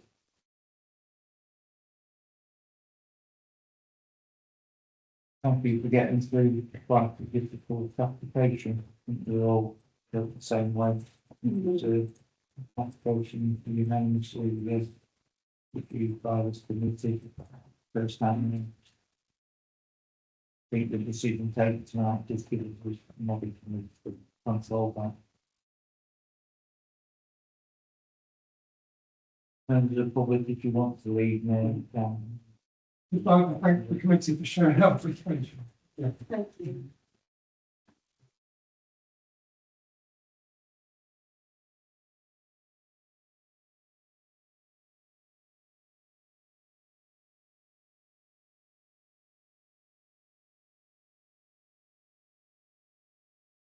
Right, I'll move on with the agenda.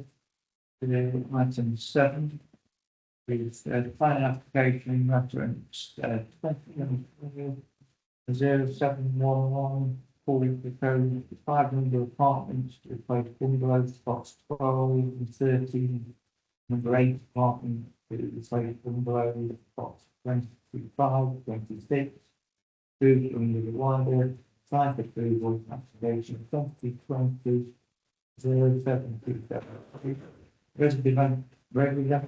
residential development of 74 units comprising 47 apartments and 27 bungalows, including access roads, parking areas, landscaping and drainage.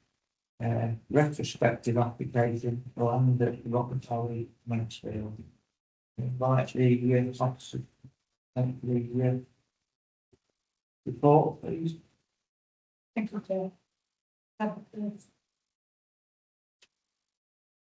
This is an application relating to the residential redevelopment metal box factory at Rock Valley. This was planning permission for the 47 apartments and 27 bungalows was permitted in 2023. Proposal seeking retrospective consent for the substitution of 2 apartment blocks for 4 bungalows that were approved at the time. This comprises 5-unit, 1 2-bedroom block. Actually, if you could just please blow that up, please. And of 1 2 and 1 3-bedroom apartment block. So if we go back to the layout, just identify where they are. So the 5 block is where the other is pointing, that's Bath Lane. And then the 8 block is rear site, just behind these, which you probably heard as the new apartment blocks that you can see on Bath Lane, West of Mills. It's sitting behind that site. And one update for you, the Nottinghamshire Commissioning Officer supports the proposal, advises that 1 apartment block is of interest for the supported living providers. The scheme is Class C3, so residential development happening from this, somebody living with supported homes.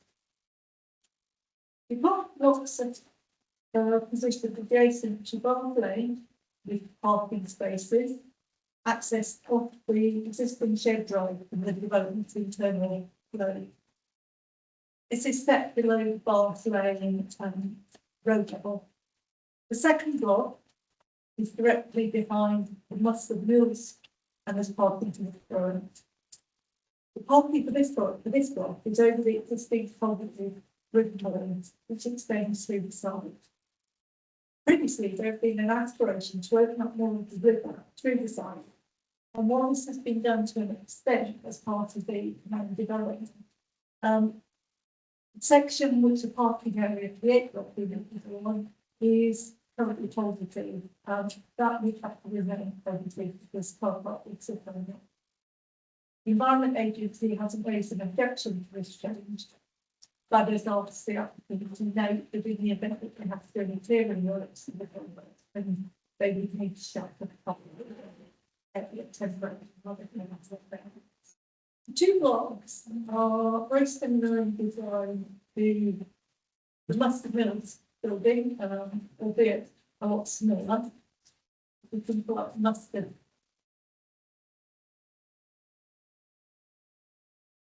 So this is the building that has the planning permission with the original consent.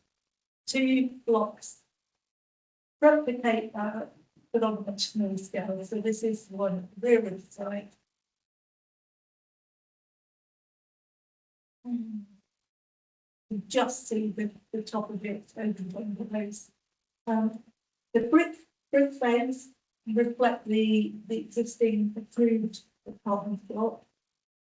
There are some adjustments incorporated to the site layout to accommodate the two blocks.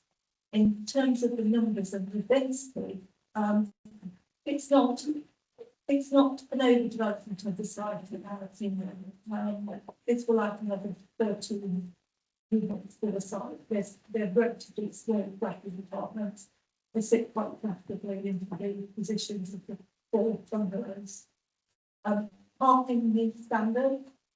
They aren't visible from Bath Lane. All of them are long views. And if you look at the photographs, so you'll see from the report there was some concern about loss of views.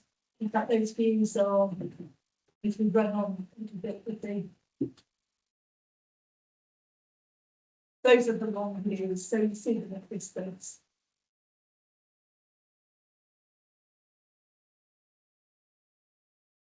So they sit comfortably, they reflect the most development. Parking is acceptable. There's no highway objection to it. They're provided with cycle parking, will be provided with cycle parking and storage, bin storage.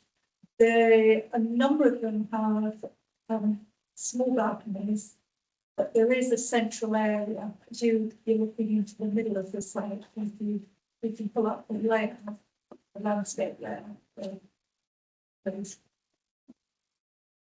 there is a green space which will run alongside the river, which is intended to be for public use. There's also public right of way that runs through the sea.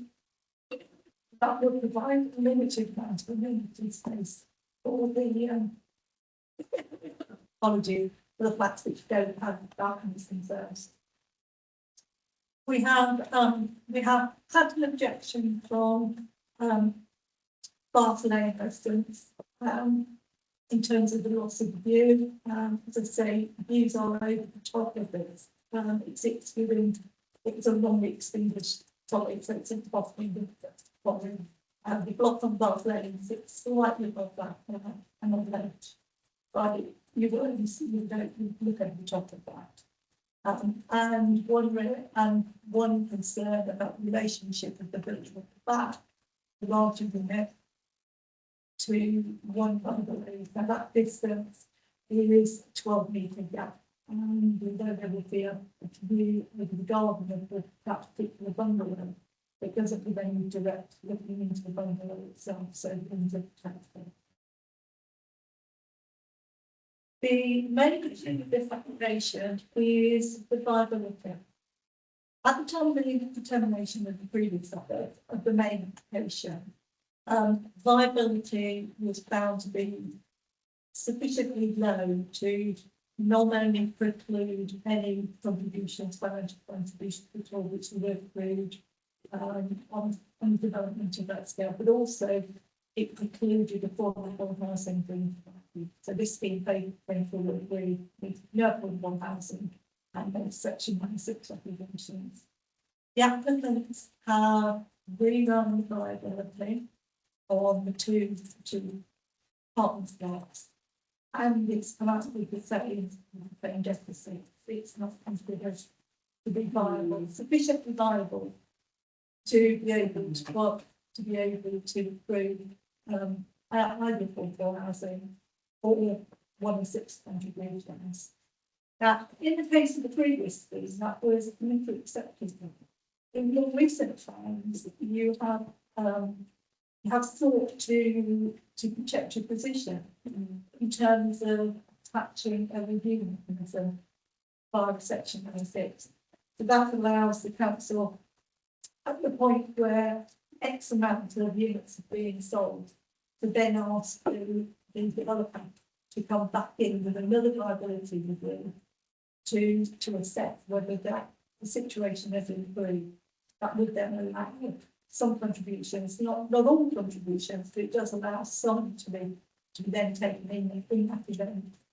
The reason that this application is a planning committee is because we are asking for section 106 to be attached to this scheme. Section 106 would solely deal with that part of the environment. And the suggested figure is up to 50% of the sale of the use of the units. That the report is in front of you. The recommended conditions largely replicate the previous, the main scheme. There are off-site works which were conditioned under the main scheme. We've included those within this one. That's because this is a full application as opposed to a section. And recommendation is as per the report. Thank you. And there are no public speakers on this, so do you have any questions for the officer on that report? Councillor Moxon? Can I just clarify, because it does say somewhere that it's a retrospective planning application. Have they already started building these flats then? If you can show me the photograph, Building. that's the permitted, so that's a consensus scheme. That's the 8-unit block that's in the planning commission. And that is the 5-unit block that is in the planning commission. So yes, the application has been released for some considerable time, but yes, work has continued on the site and they are substantially through the construction. So, sorry if I can just have a follow-up.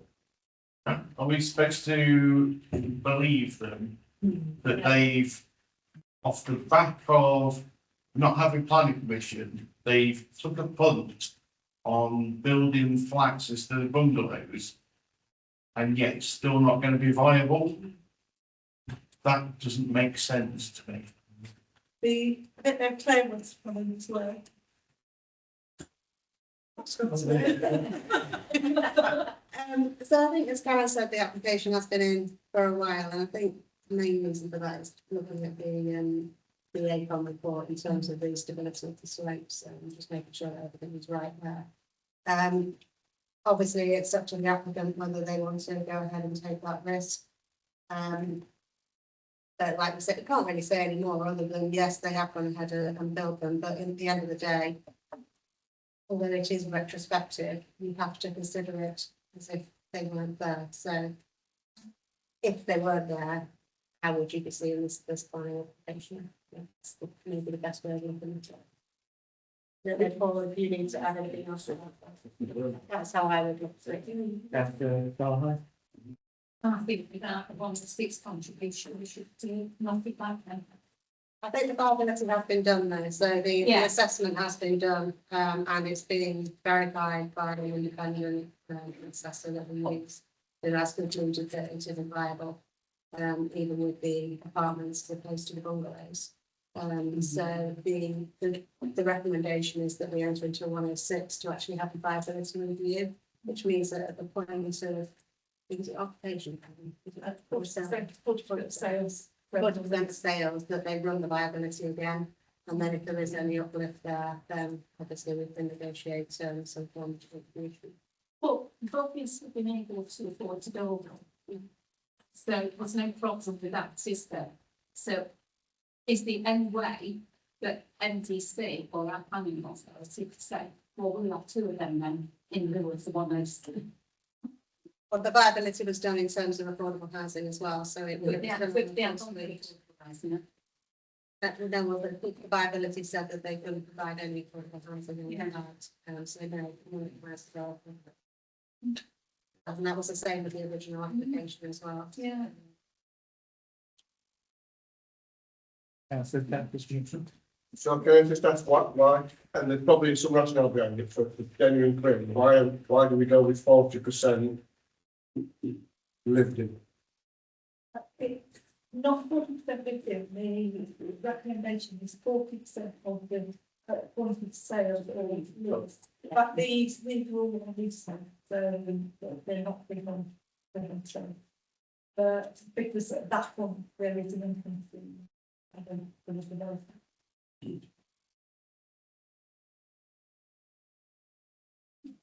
So just to clarify, and I'm sure we're doing the city payments, but so that means when they sell 40%, they've got the money, we review the 106. Some of that is an independent review of their review. So a third party might say, actually, you can afford it now because you've just got 3 million and because you've sold however many, 20 of them. Potentially. So the viability is run again, so basically the exercise that has been undertaken in the original application and in this application will be run again and verified by an independent consultant again. And then the mechanism of the viability review would allow the council to receive contributions if it was seen to be viable. Yes. Sorry, and or going back to what Councillor Callaghan said, rather than cash, could we say, we'll tell you what, we'll take 2 flats? Potentially.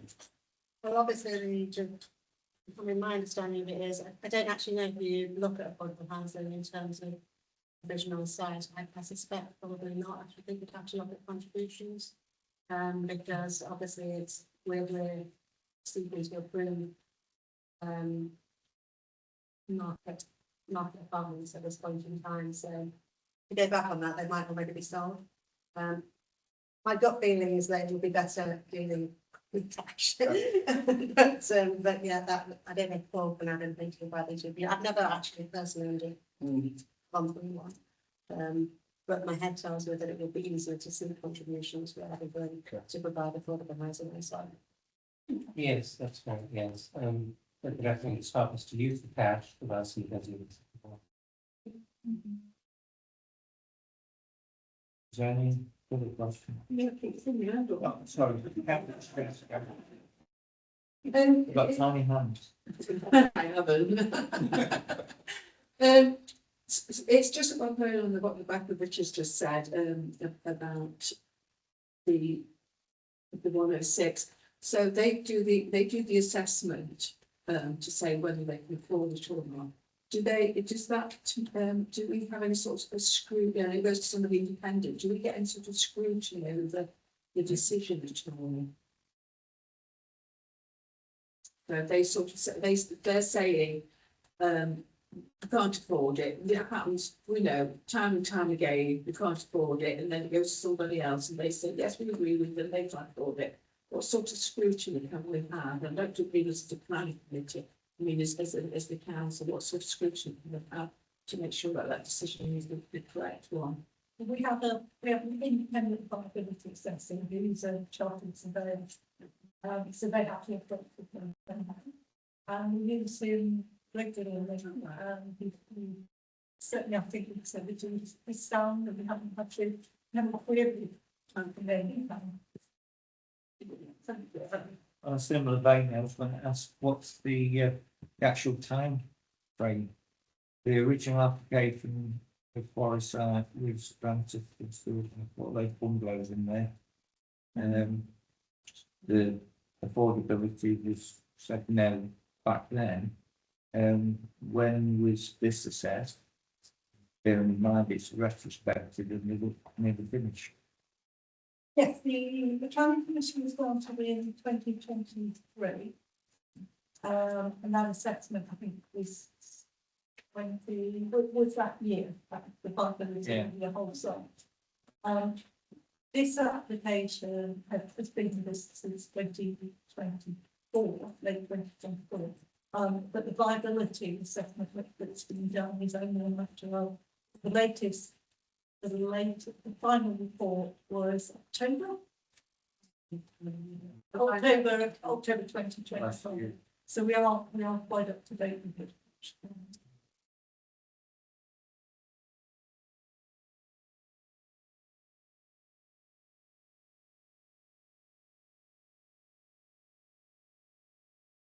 Are there any further questions?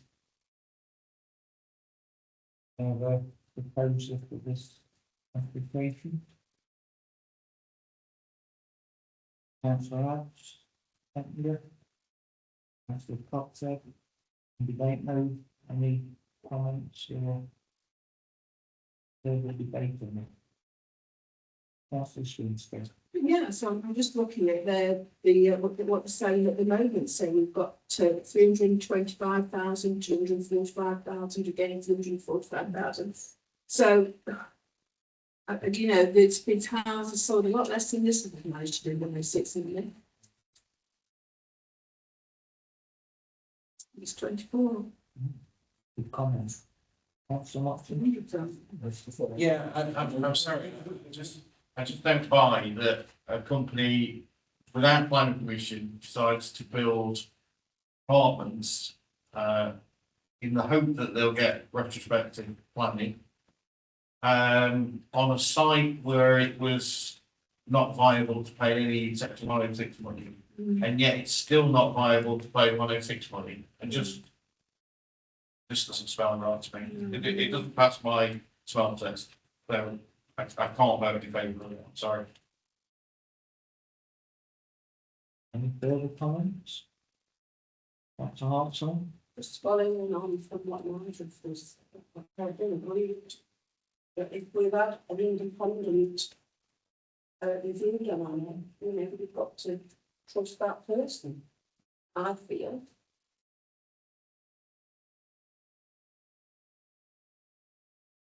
Any other comments? We're thinking similar things. Why it's become a retrospective application. I think it's really good for information. That's a Calvin. I think we could retrospective and support it, I think it's 106 money, otherwise no. That's the top of message. But we're not guaranteed any 106 money, because in the end, the viability review might come back and say they still can't afford to pay any 106 money. But looking at the price of this seems outrageous. They can clearly afford to have built it in the first place. They're going to get circa 300,000, give or take, for each one. It just seems ridiculous. And thereafter, we might not get any 106 money. So to support it with the 40%, after the 40% sale,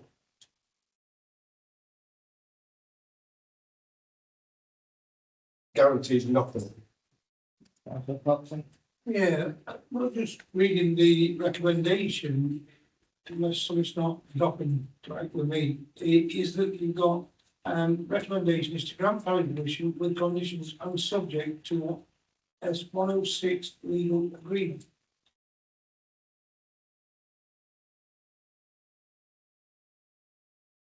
I think we have that explained there, the one, come back on that one. But the might be able to afford it, might not. Suppose that with their account. You're not an accountant there. No, I'm not, no. I'm a business card. Yeah. We can't just cross talk, Sorry. within debate. Yeah, okay, Chair. So, and again, when we have recommendations, put to us, the one-line sentence, just like they are, like that is. So, with that, and obviously subject to the 106 legal agreement, is that something that we can base our vote on?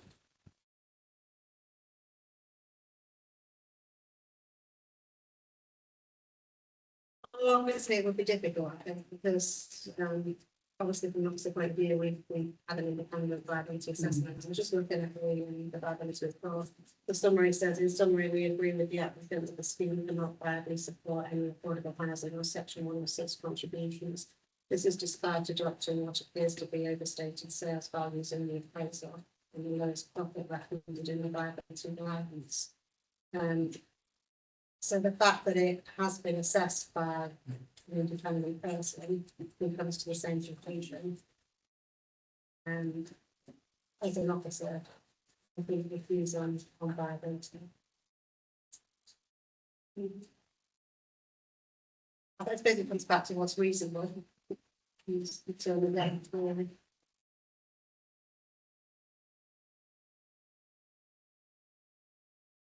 I mean, I'm presuming, I mean, I'm no viability expert at all, but I'm presuming that this site, if you remember how it used to be, had quite a lot of abnormal costs on it, in terms of trying to get it developed. And I suspect that that's what's hindered the viability on the overall site. Because the viability hasn't just been done on these 11 apartments, it's been done on the 13 apartments.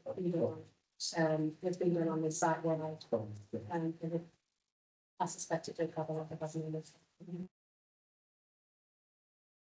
I'm going to make that comment, the original site, that box, was a difficult site.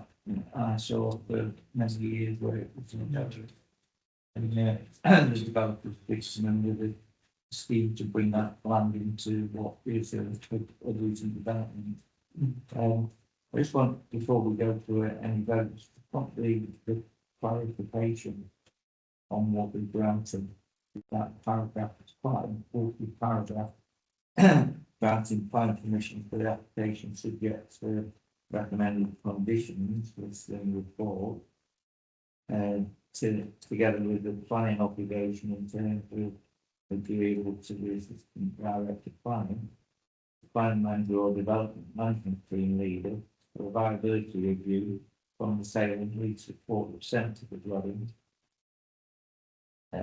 between those blocks, or otherwise agreeing totaling 40% of the apartment unit, delegate to the authority granted as director planning manager or development management team leader to make minor changes to the planning conditions and the timing of the viability review.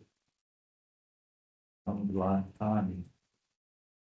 In the event of an acceptable planning obligation is not entered into within 3 months, the assistant director of planning manager or development planning team leader may therefore refuse the application for that reason.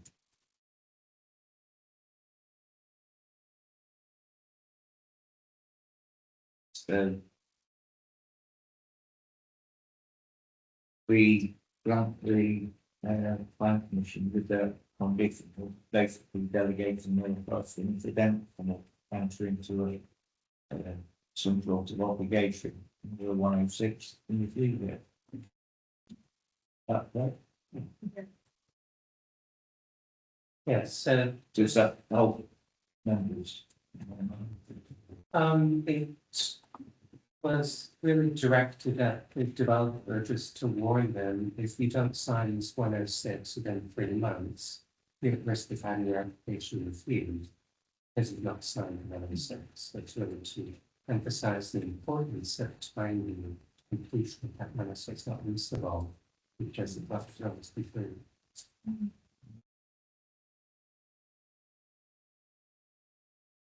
Does that help the committee? Yeah. We've got proposed here in a second. So, and we move to vote on this application. And planning commission conditions subject to the 106 legal agreement. And the paragraph what else is read out. All those in favour, please show. Any abstentions? Any against? Right, so it's passed. 8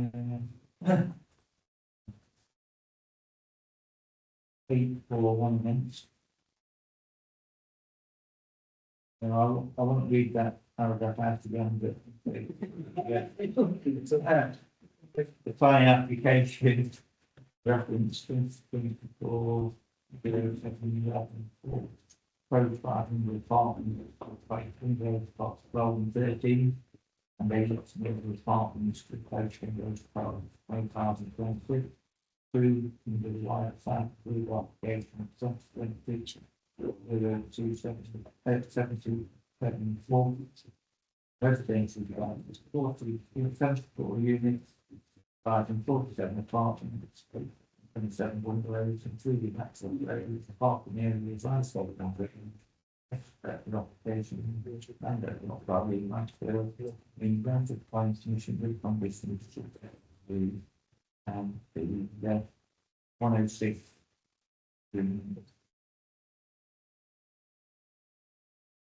thank you for your patience. And, we've had a couple of difficult applications. I'd like to thank the officers to tonight to help us through get these decisions done. I think we've all struggled with some of the problems that we face. I think the officers did a good job in helping us through that. The right conclusion.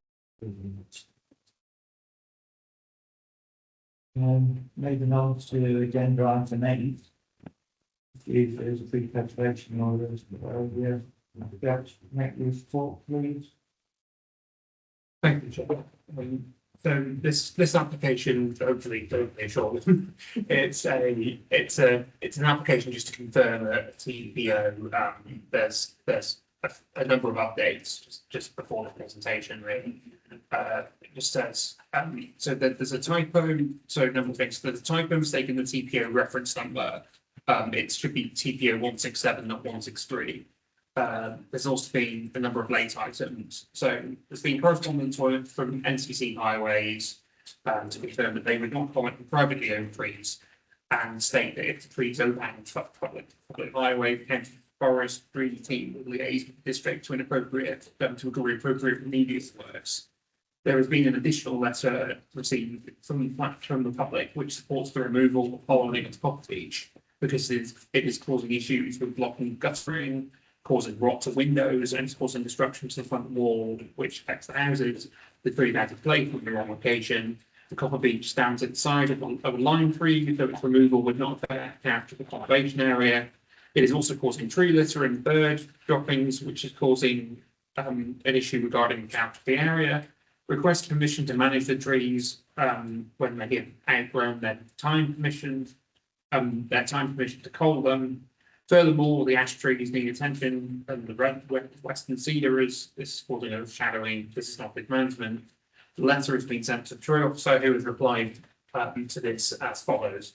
I will take the view that TPO does not preclude an application to carry out works being submitted which can then be granted consent dependent upon the extent and nature of works requested.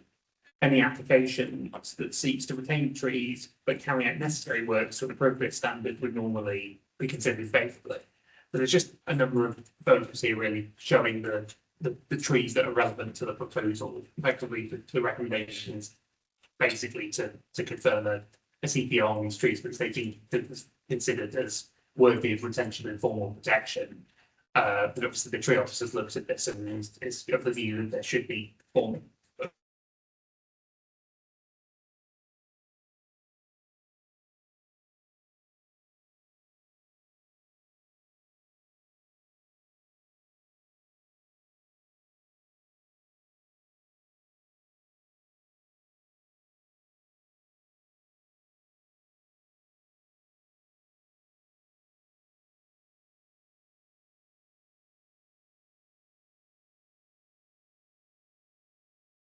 Do you have any questions, members to the Yeah. Have a proposal?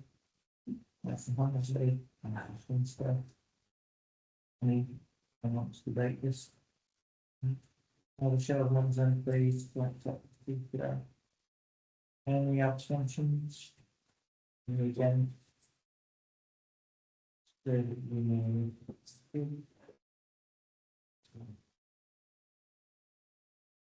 Move on to agenda item 9, which we feel 26th November, January.